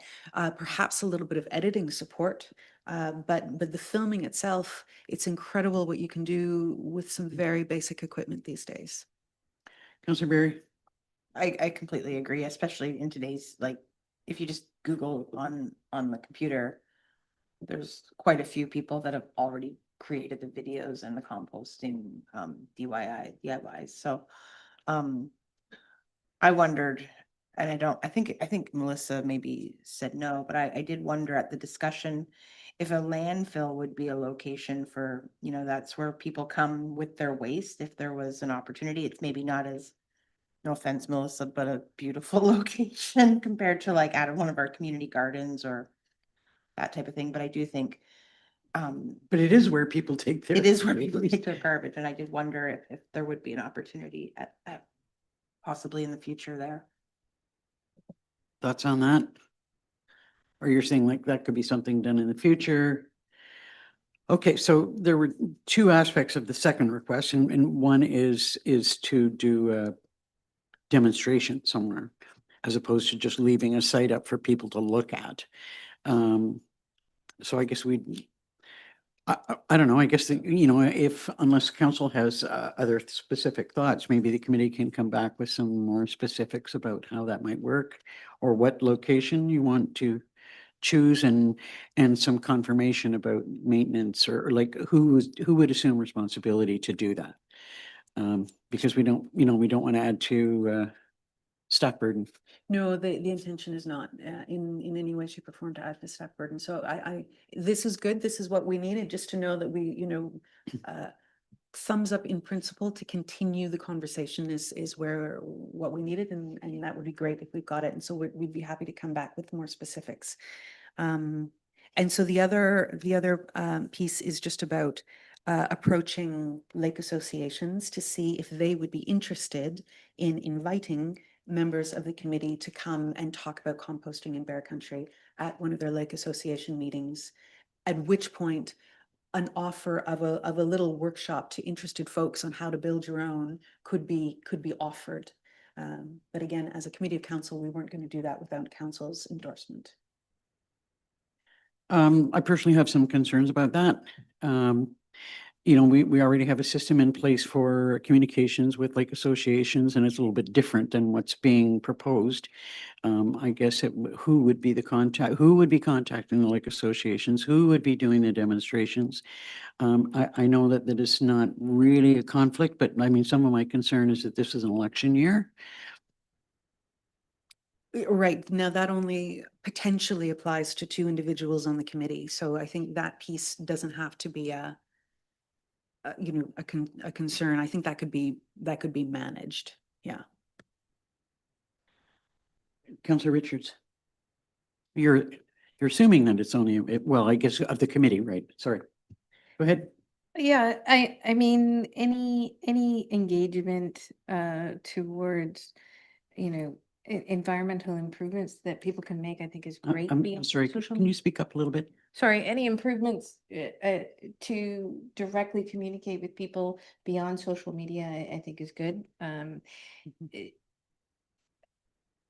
think it's a little bit narrow at lake associations, simply because you know, many of them, it's a fraction of the membership of the cottagers at the lake. So, you know, take the Hawks, it's like 30%. You know, so you're not really having the impact in the community versus perhaps you could establish a workshop, say at the community center, and send the Lake Association an invite to notify their members that that workshop is taking place, but as well as push through social media that that workshop is taking place to all residents and not specific just to Lake Association members. I think that would be a better, more fulsome approach to the time and efforts of the committee, as well as to the community as a whole.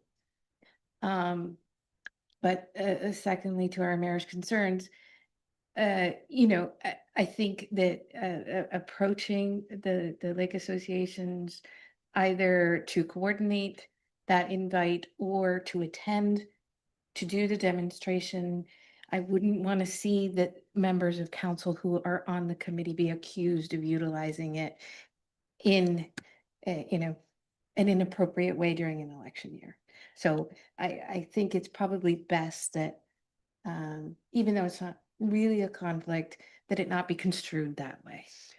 I'm wondering as well, you know, you mentioned about, you know, it's a good point about the percentage of, you know, residents that are actually on the lake associations, whether it wouldn't be a better idea to maybe have the committee consider doing a workshop or presentation at, you know, each one of the, you know, 3 areas.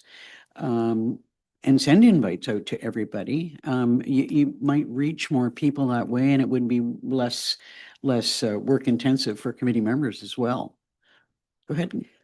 Thank you. Yes, and we did consider that, and I think it's a great option. Certainly, the option we've proposed is not to exclude anyone who's not a member of a lake association. It's just it's a foot in the door through which we can reach out to more people and then go beyond the association membership itself. The only disadvantage we saw with that approach is that if you do a general invitation for everyone, you're going to get the people who are already interested and supportive of composting. The people who are against it or choose not to learn different approaches to it are probably not going to be interested in coming. So by going to a lake association, indeed, it might only be 30 or 40% or thereabouts, but there's a bit of a captive audience which goes across the spectrum of interest and belief and expectations in the community. And if in 5 or 7 minutes you can say, hey, guess what? It is possible to do this safely with no smell in cottage country, et cetera, et cetera.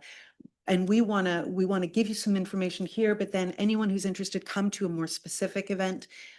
You're going to reach people who would not attend had the invitation been broader. Councillor Richards. I can hear that perspective, but perhaps not specific to a lake association's AGM, which a lot of people don't even show up to because it's just a boring list of numbers. Versus, a Canada Day at Oxton doing the demonstration on that day. Or, the markets at the Hawks Lake at Elvin Johnson Park on that day, where you're gonna see a greater crowd of the community, a greater amount of the people that are maybe associate members, maybe not, come out for that day. So you are seeing those who are not specifically interested in pinpointing on that. Go ahead. Yeah, and that's also a great idea. I think the note of caution that we have is that when we have brought similar initiatives to the fly-in, the amount of interest, like actual interaction one-on-one, has been quite limited. The committee has not brought anything to the fly-in, staff have. Yes, and that is a note of caution. We've heard reports on that.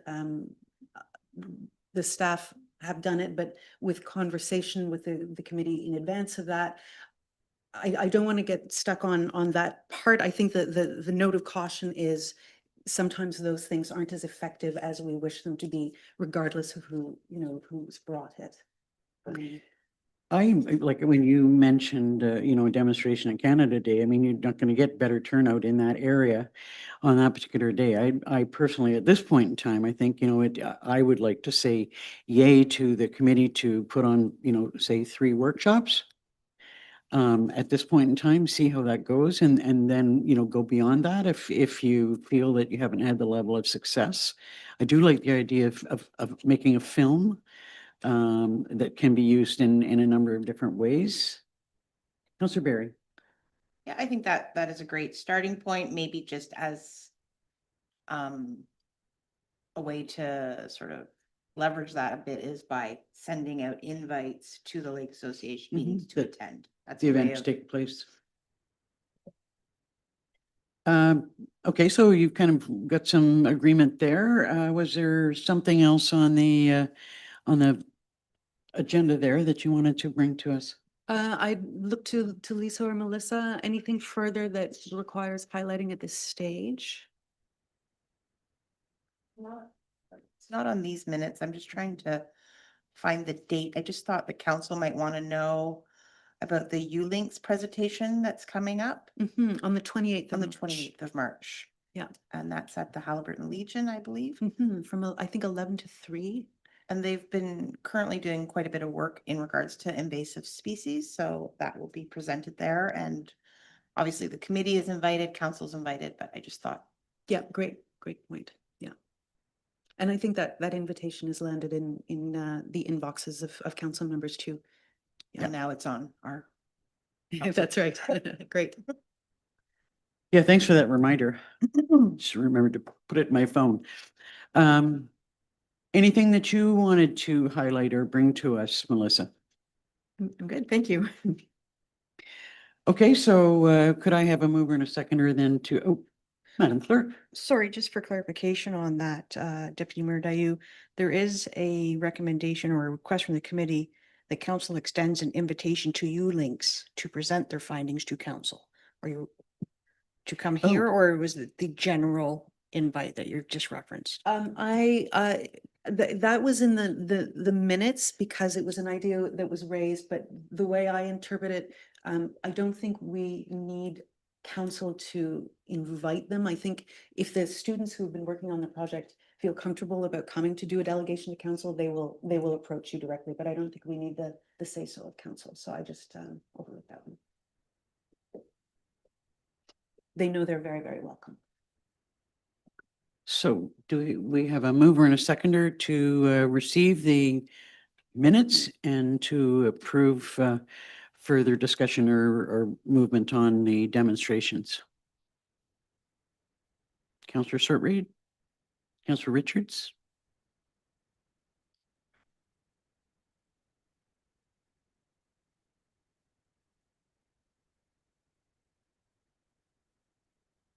Moved by Counselor Shortreed, second by Counselor Richards. Be it resolved, Council receives the January 27th, 2026 Environment and Stewardship Committee meeting minutes for information.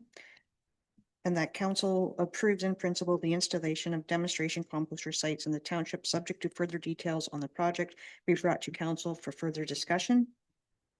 And that council acknowledges the resignation of Greg DeLong from the committee and thanks Mr. DeLong for his participation on the committee. All in favor? Carried. That does bring to mind, we did look at the terms of reference and what's required for public membership on the committee, but I just wondered if you thought that it would be beneficial to put out a call for members. Go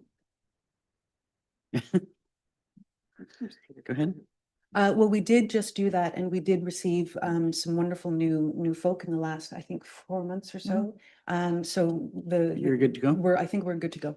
Okay, right on. Well, look forward to hearing how the, demonstrations go because it's been something that's been on the back burner for quite a while. And if you'd like to make a demonstration at the fly-in, I'm sure we can find a spot for you. Okay, next is Public Works. Thanks, Melissa.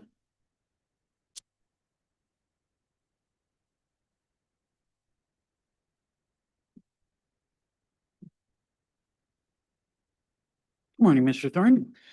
Morning, Mayor and Council.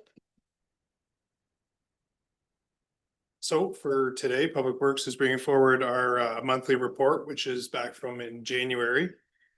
Just a couple items that I would like to highlight for council today was the amount of snow and cold temperature that we had in January. I know we're looking at nice sunny weather today, but there was quite a bit of snow over that month and crews were out diligently cleaning up and taking care of keeping our roads clear and safe. So I just wanted to say thanks to them for that. And the second one was looking at the approving final occupancy for what we're referring to now as the maintenance garage, which was the old Public Works garage.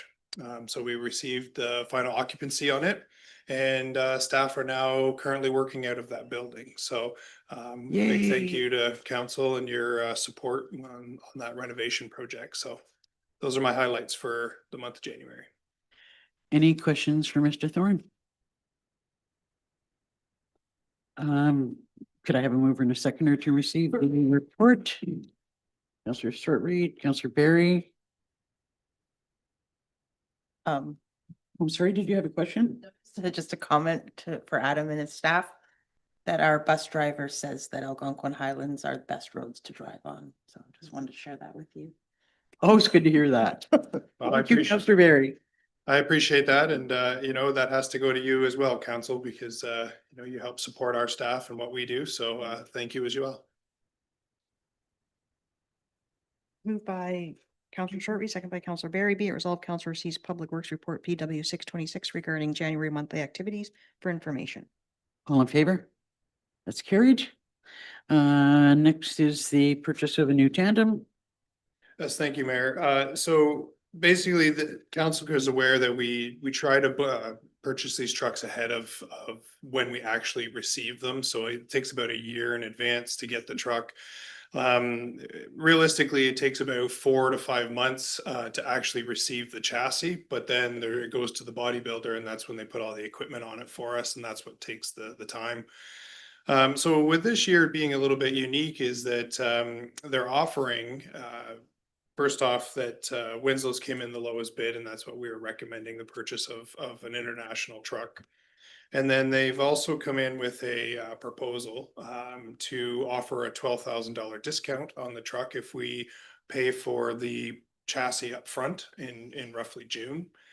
So staff is recommending that we take advantage of that discount to help offset the additional costs for warranties. In the past, we typically purchase especially with the automatic trucks, we now purchase the transmission warranty. But looking at the other two warranties that are available for this truck, we were strongly recommending that we look at the engine and DEF system warranty, as well as the tow warranty. The tow warranty just basically covers that if the truck breaks down, it gets towed to the dealership and it is a warranty issue, then the tow is covered as well. Tows for these trucks could end up past $1,700, depending on where the truck breaks down and how far we have to take it. But yeah, that's what I'm bringing to council today. Questions? Hearing none, could I have a mover and a seconder to proceed with the acquisition? Councillor Short Reed. Councillor Richards, thank you. Moved by Counselor Short, second by Counselor Richards. Be it resolved, council receives Public Works Report PW 726 regarding the purchase of one new tandem truck for information, and council concurs with the recommendation made in said report and awards the bids to Winslow Drilling Motors, and council approves the purchase of the following extended warranties: 84-month automatic transmission warranty with unlimited kilometers for $2,666, 84-month 240,000 kilometer engine after treatment and DFF system for $10,140, 60-month unlimited kilometer towing for warranty repairs for $1,795. And council authorizes the deposit payment for the truck in the amount of $212,452 plus applicable tax. And council authorized the truck and warranties be funded from the Public Works Equipment Reserve. And further, the council hereby authorizes the CAO to sign the required agreements for the purchase of the truck and approved warranties. All in favor? That's carried. You're allowed to take a deep breath after reading that resolution. Go ahead, Councillor Berry. Just before Adam leaves, I know with the long overdue warm weather coming in, is it this week that the half loads go into effect, or is it is it later in the month? Yeah, thank you. So through you, Mayor, the half loads will come into effect tomorrow, countywide. Good to know. Thank you, Mr. Thorne. Thank you. Have a great day. Next up under fire business, now go ahead, have a seat. I just did want to make a comment under fire services. You might just want to hang on a second for this, Adam. We did have a major fire this week, and I just wanted to say how much I appreciated the work that was done by, all three stations, by everyone who attended that fire. I know that this time of year, that's an extremely difficult challenge. So our appreciation to all of the firefighters for the work that was done with respect to that. I know it wasn't the cottage burnt to the ground, I understand, but still, it's your work is appreciated. So thank you. If you could pass that on to the chief. Sorry about that. I just needed to get that 2 cents worth in. Go ahead. Good morning, Madam Treasurer. Good morning, Mayor and Council. I just have the one report, which is your standard annual report for the 2025 Council and Committee remuneration and expenses.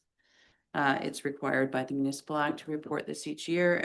Standard information is provided, salaries, benefits, and then mileage and other costs that are incurred in relation to the positions of council.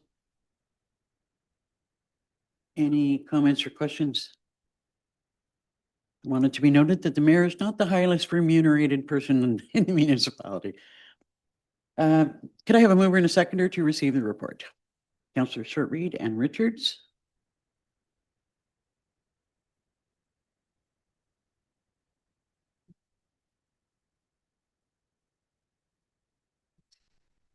Moved by Counselor Short, second by Counselor Richards. Be it resolved, council accepts Treasury Report TT 626 regarding the 2025 council and committee remuneration and expenses. All in favor? That's carried. Thanks, Jeannie. Okay, nothing under communications. Next up is the administration portion of the agenda. Verbal reports from council members who have attended the Roma conference. Who'd like to start? Councillor Richards. Start. So I attended Roma on top of the general agenda, three special sessions. The first that I attended was on housing. And I think that was a realistic update on the current housing situation. My takeaway was every level of government is pointing at each other as to being the problem. And there is absolutely no solution offered by any of them. Projects that are going forward are, being funded by tax dollars. And the reality is that whether deeply affordable or just, market affordable, there is not enough money to justify the cost of building at all. Whether you're a developer or you're a government entity trying to build, there's not a good return on investment. So I think that points to the cost of lending as being one of the biggest issues. And maybe hopefully that's something the federal government addresses at some point in the future. Until then, I think we're going to suffer through, more housing woes for years to come without firm solution.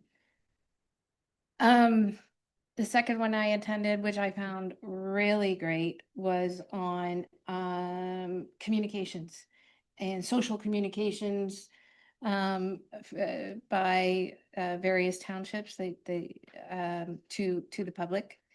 And there was some really good things I heard that certainly helped me in dealing with some of those nasty people online and how to get in the right headspace about it. And one of the key takeaways that I actually really liked was township staff adding humor to what they're hearing online. So often, whether it's council or township, we don't respond. We just don't respond no matter what's being said, because even if it's a nice thing being said, it won't be as soon as you do. But so I guess for example, in one community, there was a lot of chatter online about they really wanted a Taco Bell to come to town. And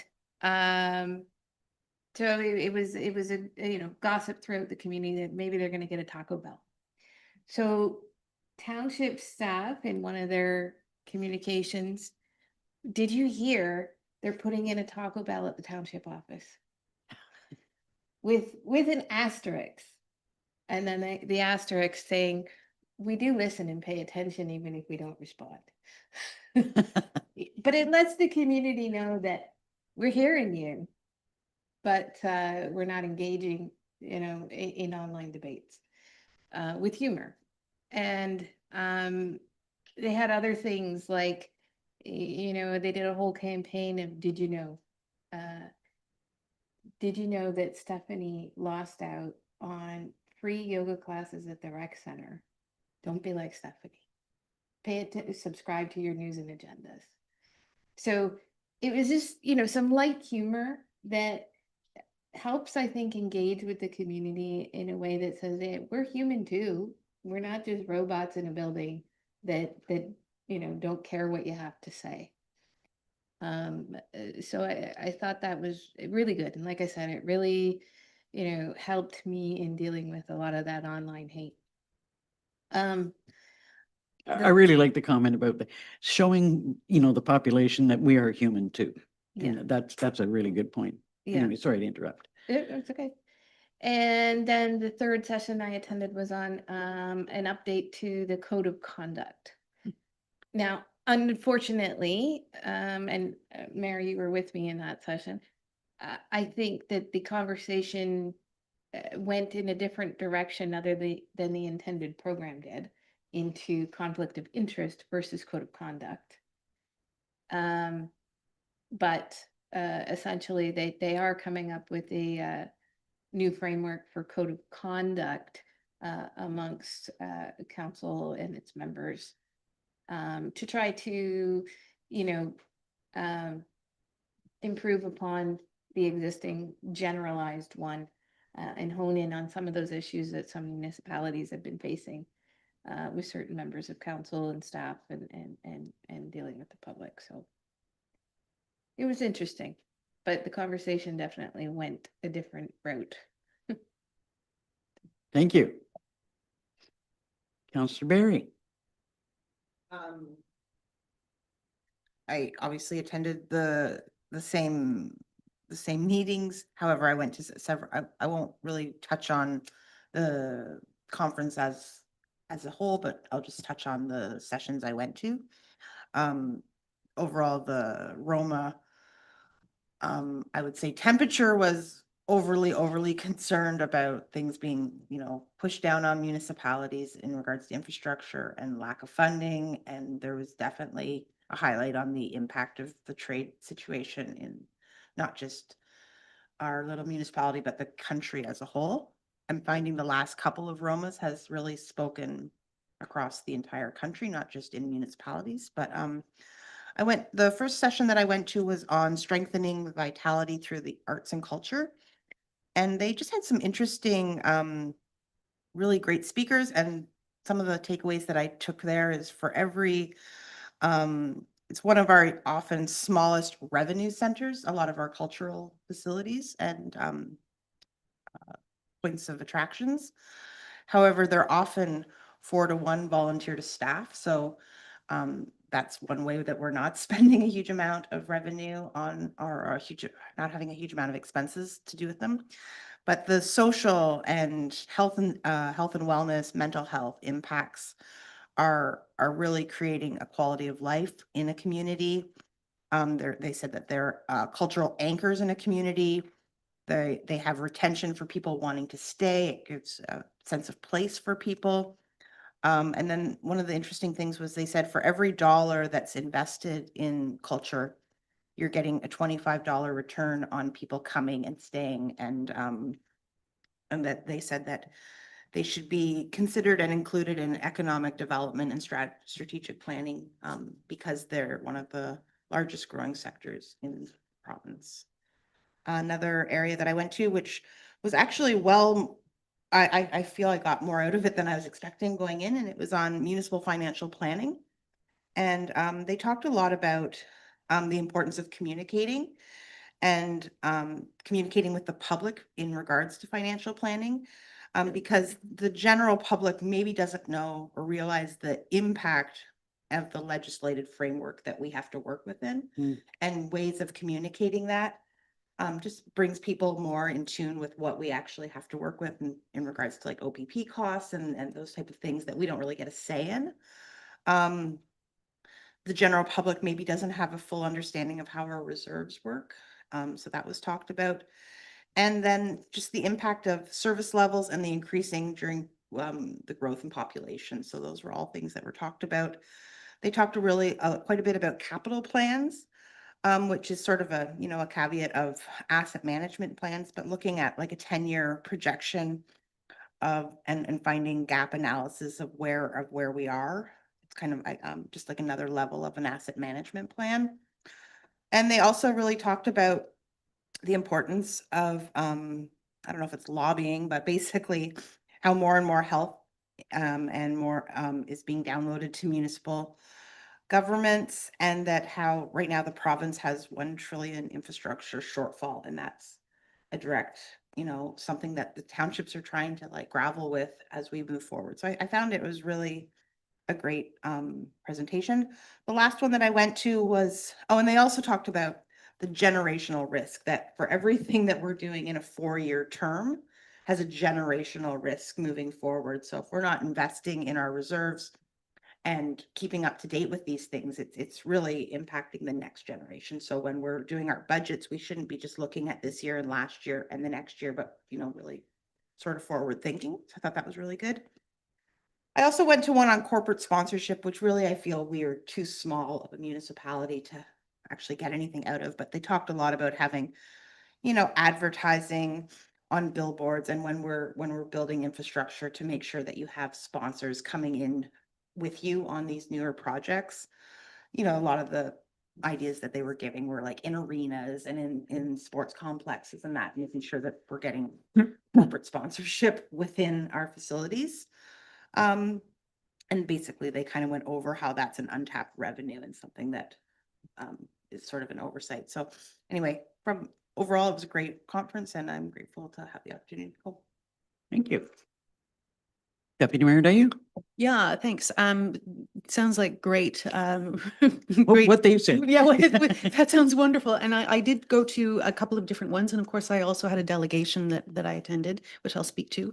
The first concurrent session that I went to was on community safety and well-being. And of course, these are legislated now. We have to have a community safety and well-being plan. And so the session was on best practices and how people are getting on. And they had a couple of municipalities and counties, districts speaking to their work so far. And honestly, then the one thing that I took away from that session was that we are in Halliburton way ahead of the game. The other districts and municipalities that are trying to work collectively are still at the stage of, gosh, how do we achieve buy-in with lower tier municipalities? Or how do we achieve buy-in with other agencies that obviously are not beholden to engage, but we need them to engage? And what is your best practice? And someone raised their hand and said, has anyone thought about, hiring a permanent community safety and well-being coordinator? And well, we've had ours for a couple of years, and it's why I think we are getting so far ahead of the game. I mean, we are really radically ahead of the game in Halliburton. And that was honestly the only takeaway from that, because the others are still talking about, meeting space and ordering cookies. We're really, really far ahead of the game. So that was good news for Halliburton. And I don't know, maybe we could participate in a Roma concurrent session in the future to offer our best practices, because we already have a few that we can be really, really proud of. The other interesting session that I went to was about rural cemeteries and how they sit distinctly from, as we've even seen in the most recent budget conversation, how rural cemeteries sit distinctly from the regular municipal budget. But the emphasis on that session was actually about what appears to be happening with a bit more frequency now, which is when people decide to do, put an application together for, a new development somewhere, and they discover an abandoned cemetery. So a cemetery that has either been a family cemetery that was forgotten, or an indigenous cemetery that is discovered, but from great antiquity, or one that just fell off the books. The one example that was brought to the group's attention is almost certainly to be rare in happenstance. It was a sizable abandoned cemetery, and the province wanted to put a highway through the middle of it, not realizing that there were graves on either side and underneath where they wanted to put their new highway or new major road, and turned to the municipality and said, okay, so fix this for us. What are you going to do about it? And the municipality was landed with the surveys, the Indigenous engagement. There was a huge amount of work that went into trying to make right an abandoned cemetery. Bit of an eye opener. And I know that was sort of an extreme and rare scenario, but it is a good recollection of just how much effort goes into maintaining these spaces and making sure that the records are very well kept. And it is thoroughly the municipality's responsibility. Yeah, a bit of an eye opener. But the one event that I wanted to raise more than any of the others was about our delegation to the Ministry of Culture, Tourism and Gaming on rural public libraries. We did this on behalf of the county. And no doubt many of these sorts of delegations have come to the province in the past, but we wanted to add our voice, reminding the province that the funding for rural libraries in Ontario has remained stagnant for the last 20 or more years, which means that in real terms, the value of that grant has gone down year by year, and the amount of municipal or county funding to keep those libraries alive, especially given all of the changes. Now no longer do we have those little flip cards that you go through to find your book. Everything is online now. There is a tremendous amount more expense that goes into running an effective library for a community.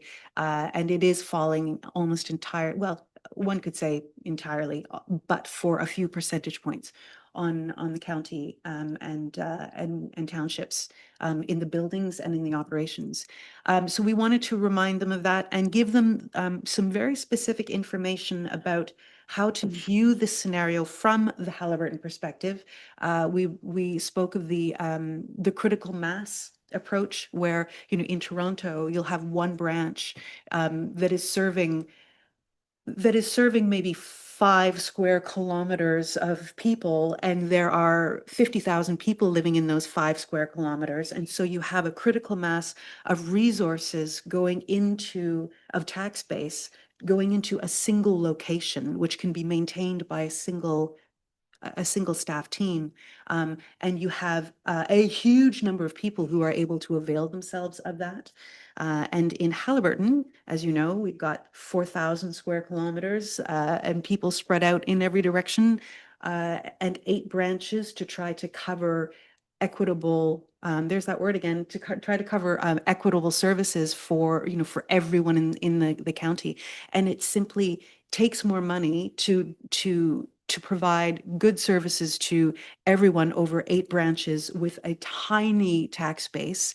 It is the inverted critical mass scenario of cities, and we wanted to underscore that with the province. And they understood, and certainly MPP Denault, who was our primary listener, he was raised in a rural area, and he spoke to the reality that the rural municipalities are rural living rooms. He said this is sometimes the only place where people can come and gather, and it's fundamentally important. Having said that, he was also very clear in saying libraries are simply not the priority of the ministry these days.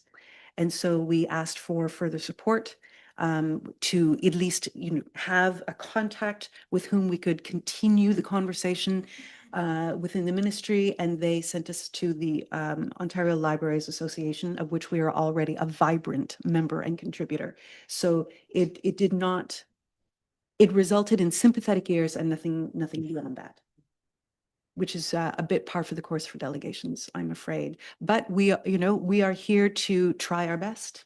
And that is what the intention was, and that is what we did. And it was well received, even if we can't expect a tremendous turnaround from that. Well, thanks for trying. I know it's, I think the outcome was probably a foregone conclusion, which is terribly disappointing when you consider the time over which, there has been absolutely no increase in funding. So it's a tough one. I wanted to comment on your report on community safety and well-being, just to add a little bit to how far ahead we are in Halliburton County with respect to community safety. I don't know if any of you have seen the monthly schedule for community safety and well-being events that take place. If you looked at the calendar, there's something that's going on almost every day of the month.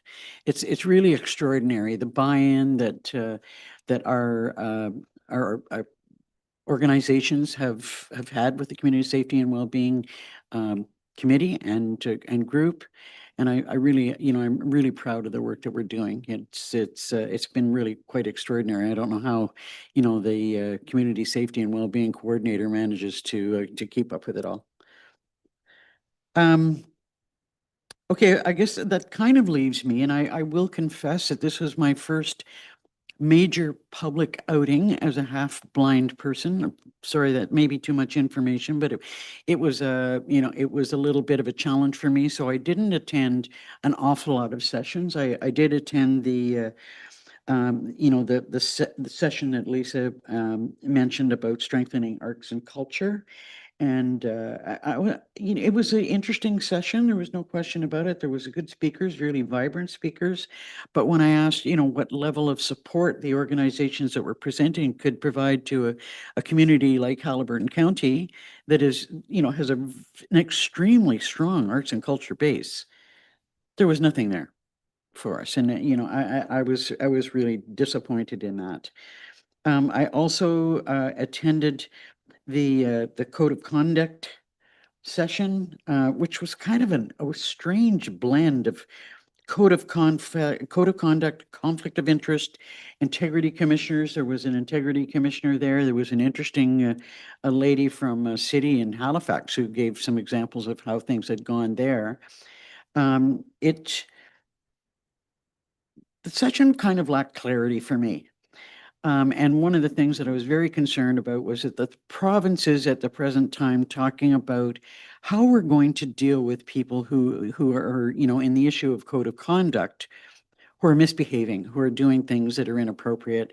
What are the consequences going to be? Because so far there's been an awful lot of inappropriate behavior and no consequence that's in place. And who was going to be the person who ultimately decided what those consequences were?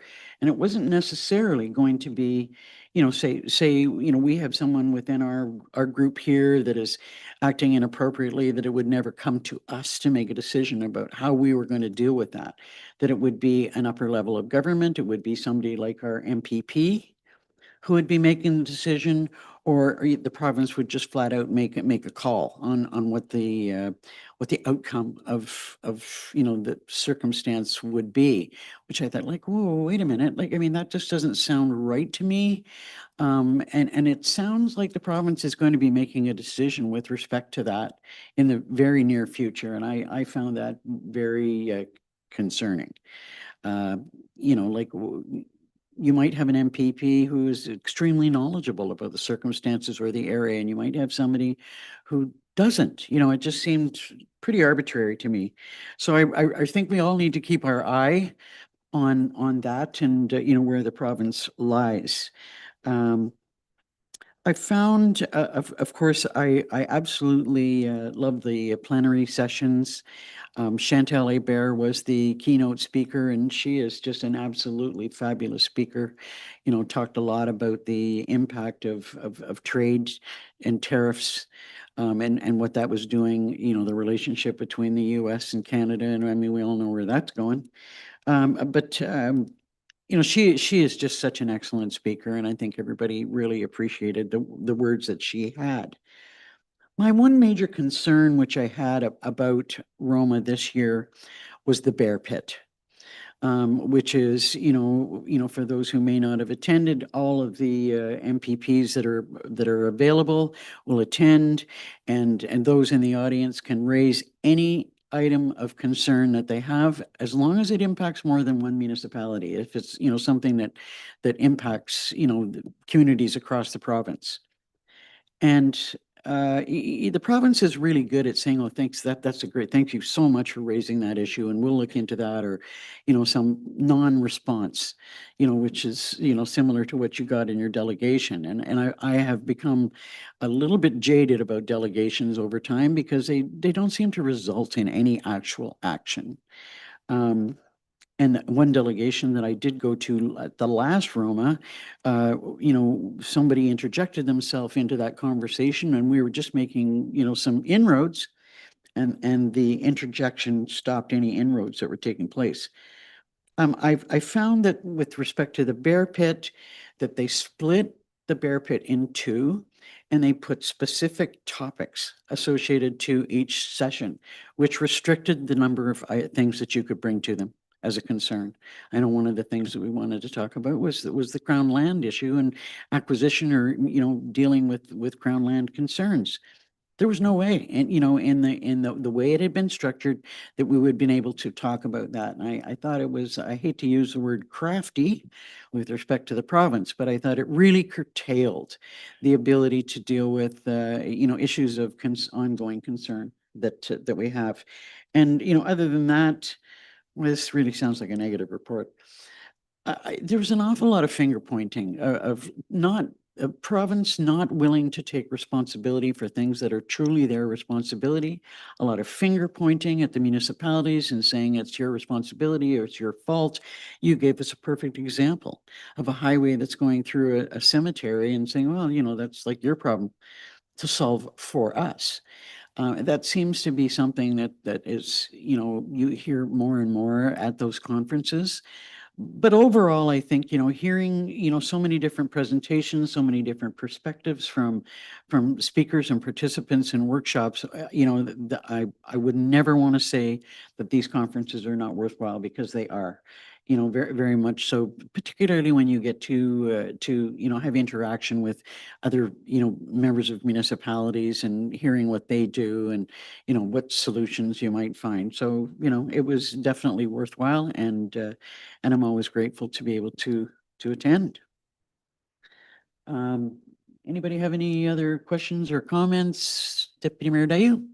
Yeah, just one piece of very happy follow-up from previous Romas, and I think the Roma gang should be very proud of their efforts. One of their primary pieces of advocacy in the last number of years has been on Ontario's Drainage Act, which has to do with what happens when a major service provider such as a rail line or Hydro One or whatever it might be chooses to put their service, and they're permitted to through public land, and then basically leave the township and private property owners to do all of the cleanup. And with the Drainage Act in particular, it had to do with farmers' fields whose drainage was dramatically impacted, and the railway company was just uninterested in paying for rectifying the mess that they had left behind. And Roma has actually been and AMO been very successful in making sure that that service provider is held accountable for cleaning up their own mess. And why I think that's really important for us is that it does set a precedent for major service providers like Hydro or Bell or Rogers potentially, or whomever else, but major service providers that do cut across private and public land. The precedent is there now that it is not up to the townships to clean up potentially hundreds of linear feet, or sorry, kilometers of mess left behind by those service providers. So the win doesn't directly impact us, but the implications in the future could very well impact us. So it's gone in our favor. Thanks. Thank you for that. Okay. Well, here's a sad item. We have to receive the resignation, or no, sorry, not the resignation, the retirement of Angie Bird. And Angie has been with us for decades. I think this is 30 years of service to our community, of loyalty to our municipality, and a lot of, as I say, loyalty and commitment. And for that, we really and truly appreciate the work that you've done. And this won't be the last time that you hear this. But, I guess, do you want to speak to this at all? Certainly I can. I don't have anything prepared. I hope to do that towards the end of the year. But yes, it's bittersweet for me for sure. And it is 34 years that I've been with this township, and they always say that you'll know when it's time to retire, and it's time. And I'm happy with that decision. Come the end of the year, you'll be in different hands, and it's something that it seems so far away and has for so long.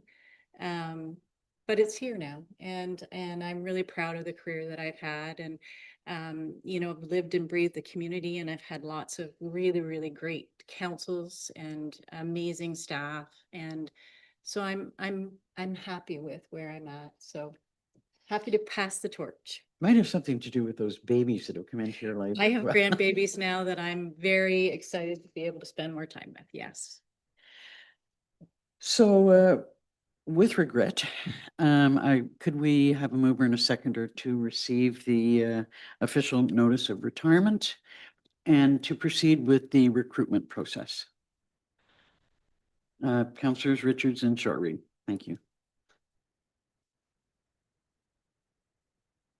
Moved by Counselor Richards, second by Counselor Shortreed. Be it resolved, council receives the retirement announcement from Angie Bird, CAO, effective December 31st, 2026.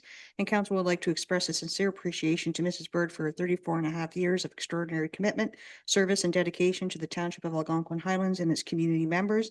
And the council wishes Mrs. Bird all the best in her well-deserved retirement. And further, council directs the mayor to engage the services of Jim Pine Consulting at an estimated cost of $19,182 plus applicable taxes, travel, and accommodation expenses to carry out the chief administrative officer recruitment. All in favor? That's carried. I have already reached out to Mr. Pine and he's ready to go, and I'm sure we will be setting up a meeting for him to speak to all members of council to get input and thoughts before we go forward. So next is, and sorry to make you wait like all morning, planning business and a proposed Shore Road closing. Morning, Mr. O'Callahan. Morning, Mayor and Council. Sorry, that's a tough act to follow. Yeah, so the first item I have here is a shore road allowance closing for a property on Cushog Lake. This is the bylaw to close the shore road allowance. It was circulated for comment and no objections or easements were required, so staff are recommending approval. Any questions? You'll see this come up again under the bylaw section. Okay, could I have a mover and a seconder to receive the report? Councillor Shortreed and Richards. Moved by Counselor Shortreed, second by Counselor Richards. Be it resolved, council receives planning report PL 2126 regarding proposed shore road allowance closing, running property located at part of Lot 3, Concession 2, Geographic Township of Stanhope, Farley, Cushog Lake, and council deems the said shore road allowance to be surplus and directs a bylaw to stop, upload, and convey the said shore road allowance to be brought forward for consideration. All in favor? That's carried. Next is the Committee of Adjustment update from February the 20th. Yeah, thank you. It's just the minutes from our previous meeting. Nothing to highlight, but happy to answer any questions. Any questions on that? Could I have a mover and a seconder then to receive the minutes of February the 20th? Councillor Shortreed and Richards. Moved by Counselor Shortreed, second by Counselor Richards. Be it resolved, council receives the February 20th, 2026 Committee of Adjustment minutes for information. All in favor? That's carried. Thank you, sir. Thank you. Next, under external board meetings, anything on the community partnership or the health hub? I'm still waiting for a date for our meeting, hopefully this month. Wow, should be a barn burner by the time they get together. Anything on Upper Trent Water Management, Muskoka Watershed, or the Halls Hawk project? Nothing for the Upper Trent Water Management. That committee is just not doing anything. The Muskoka Watershed Committee, they just had their AGM. Typical, eager to get their message out about protecting the watershed.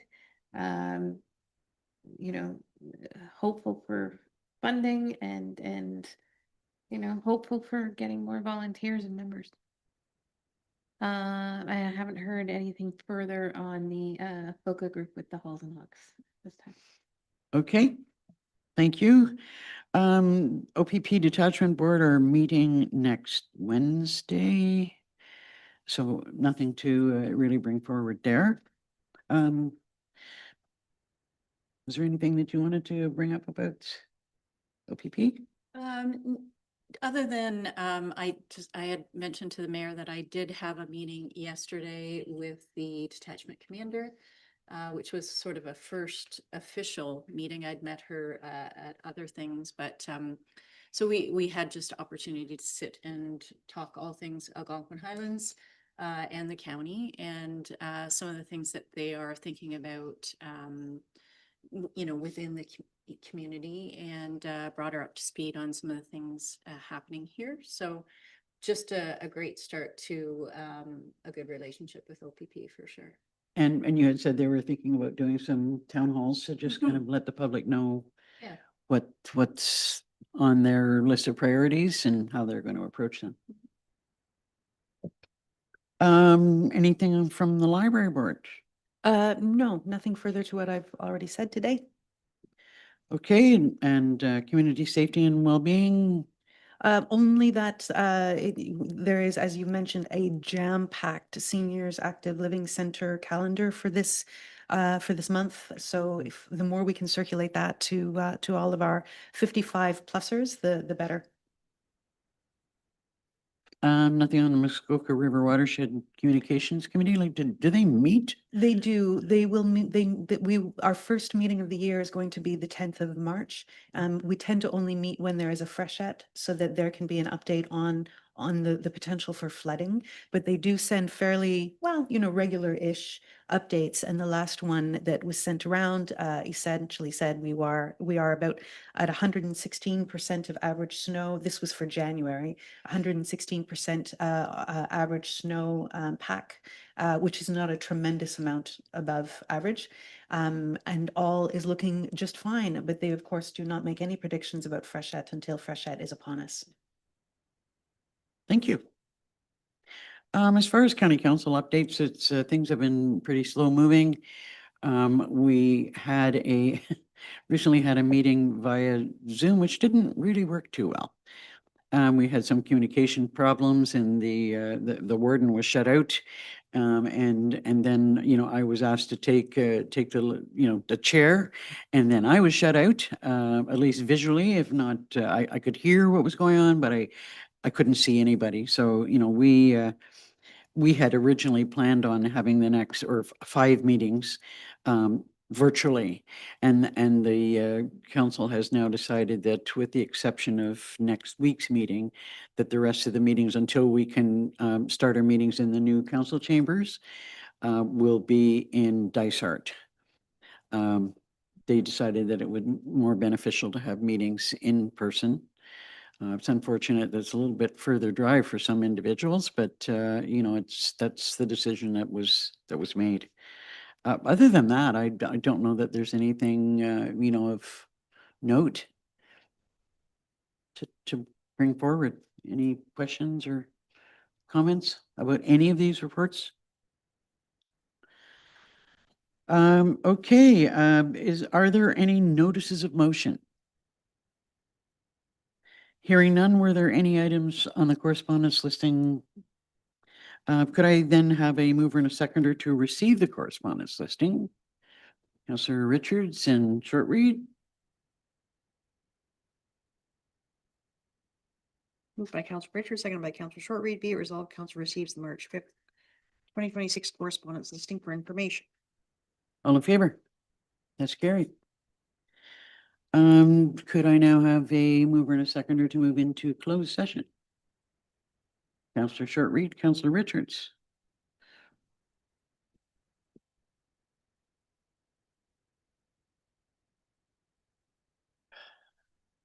Moved by Councillor Shortreed, seconded by Councillor Richards. Be it resolved, council adjourns its open session at 11:57 a.m. in order to proceed into closed session for the purpose of discussing personal matters about identifiable individuals in accordance with section 232B of the Municipal Act 2001 as amended regarding private property matter.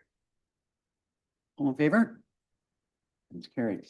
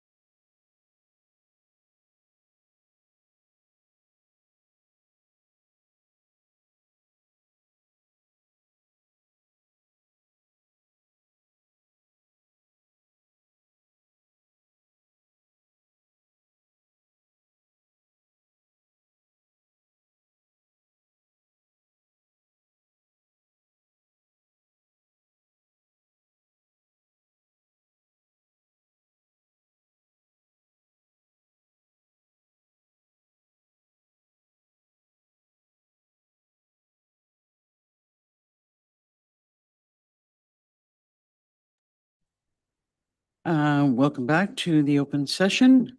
Next on the agenda are the bylaws. So if I could have a mover and a seconder, we have one bylaw. Councilors Barry and Richards.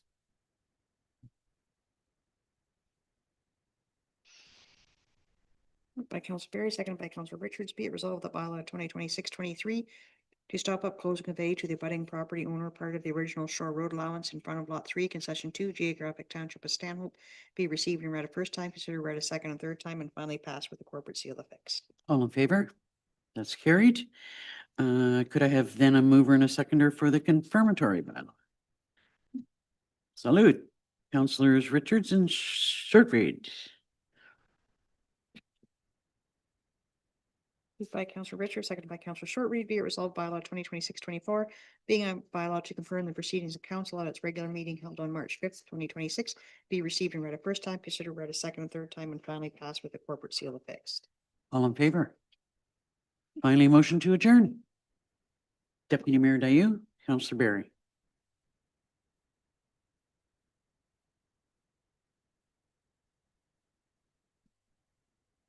Moved by Deputy Mayor Dayu, seconded by Council Barry, be it resolved the meeting is hereby adjourned at 12:06 PM. All in favor? That's carried. Thanks, everyone.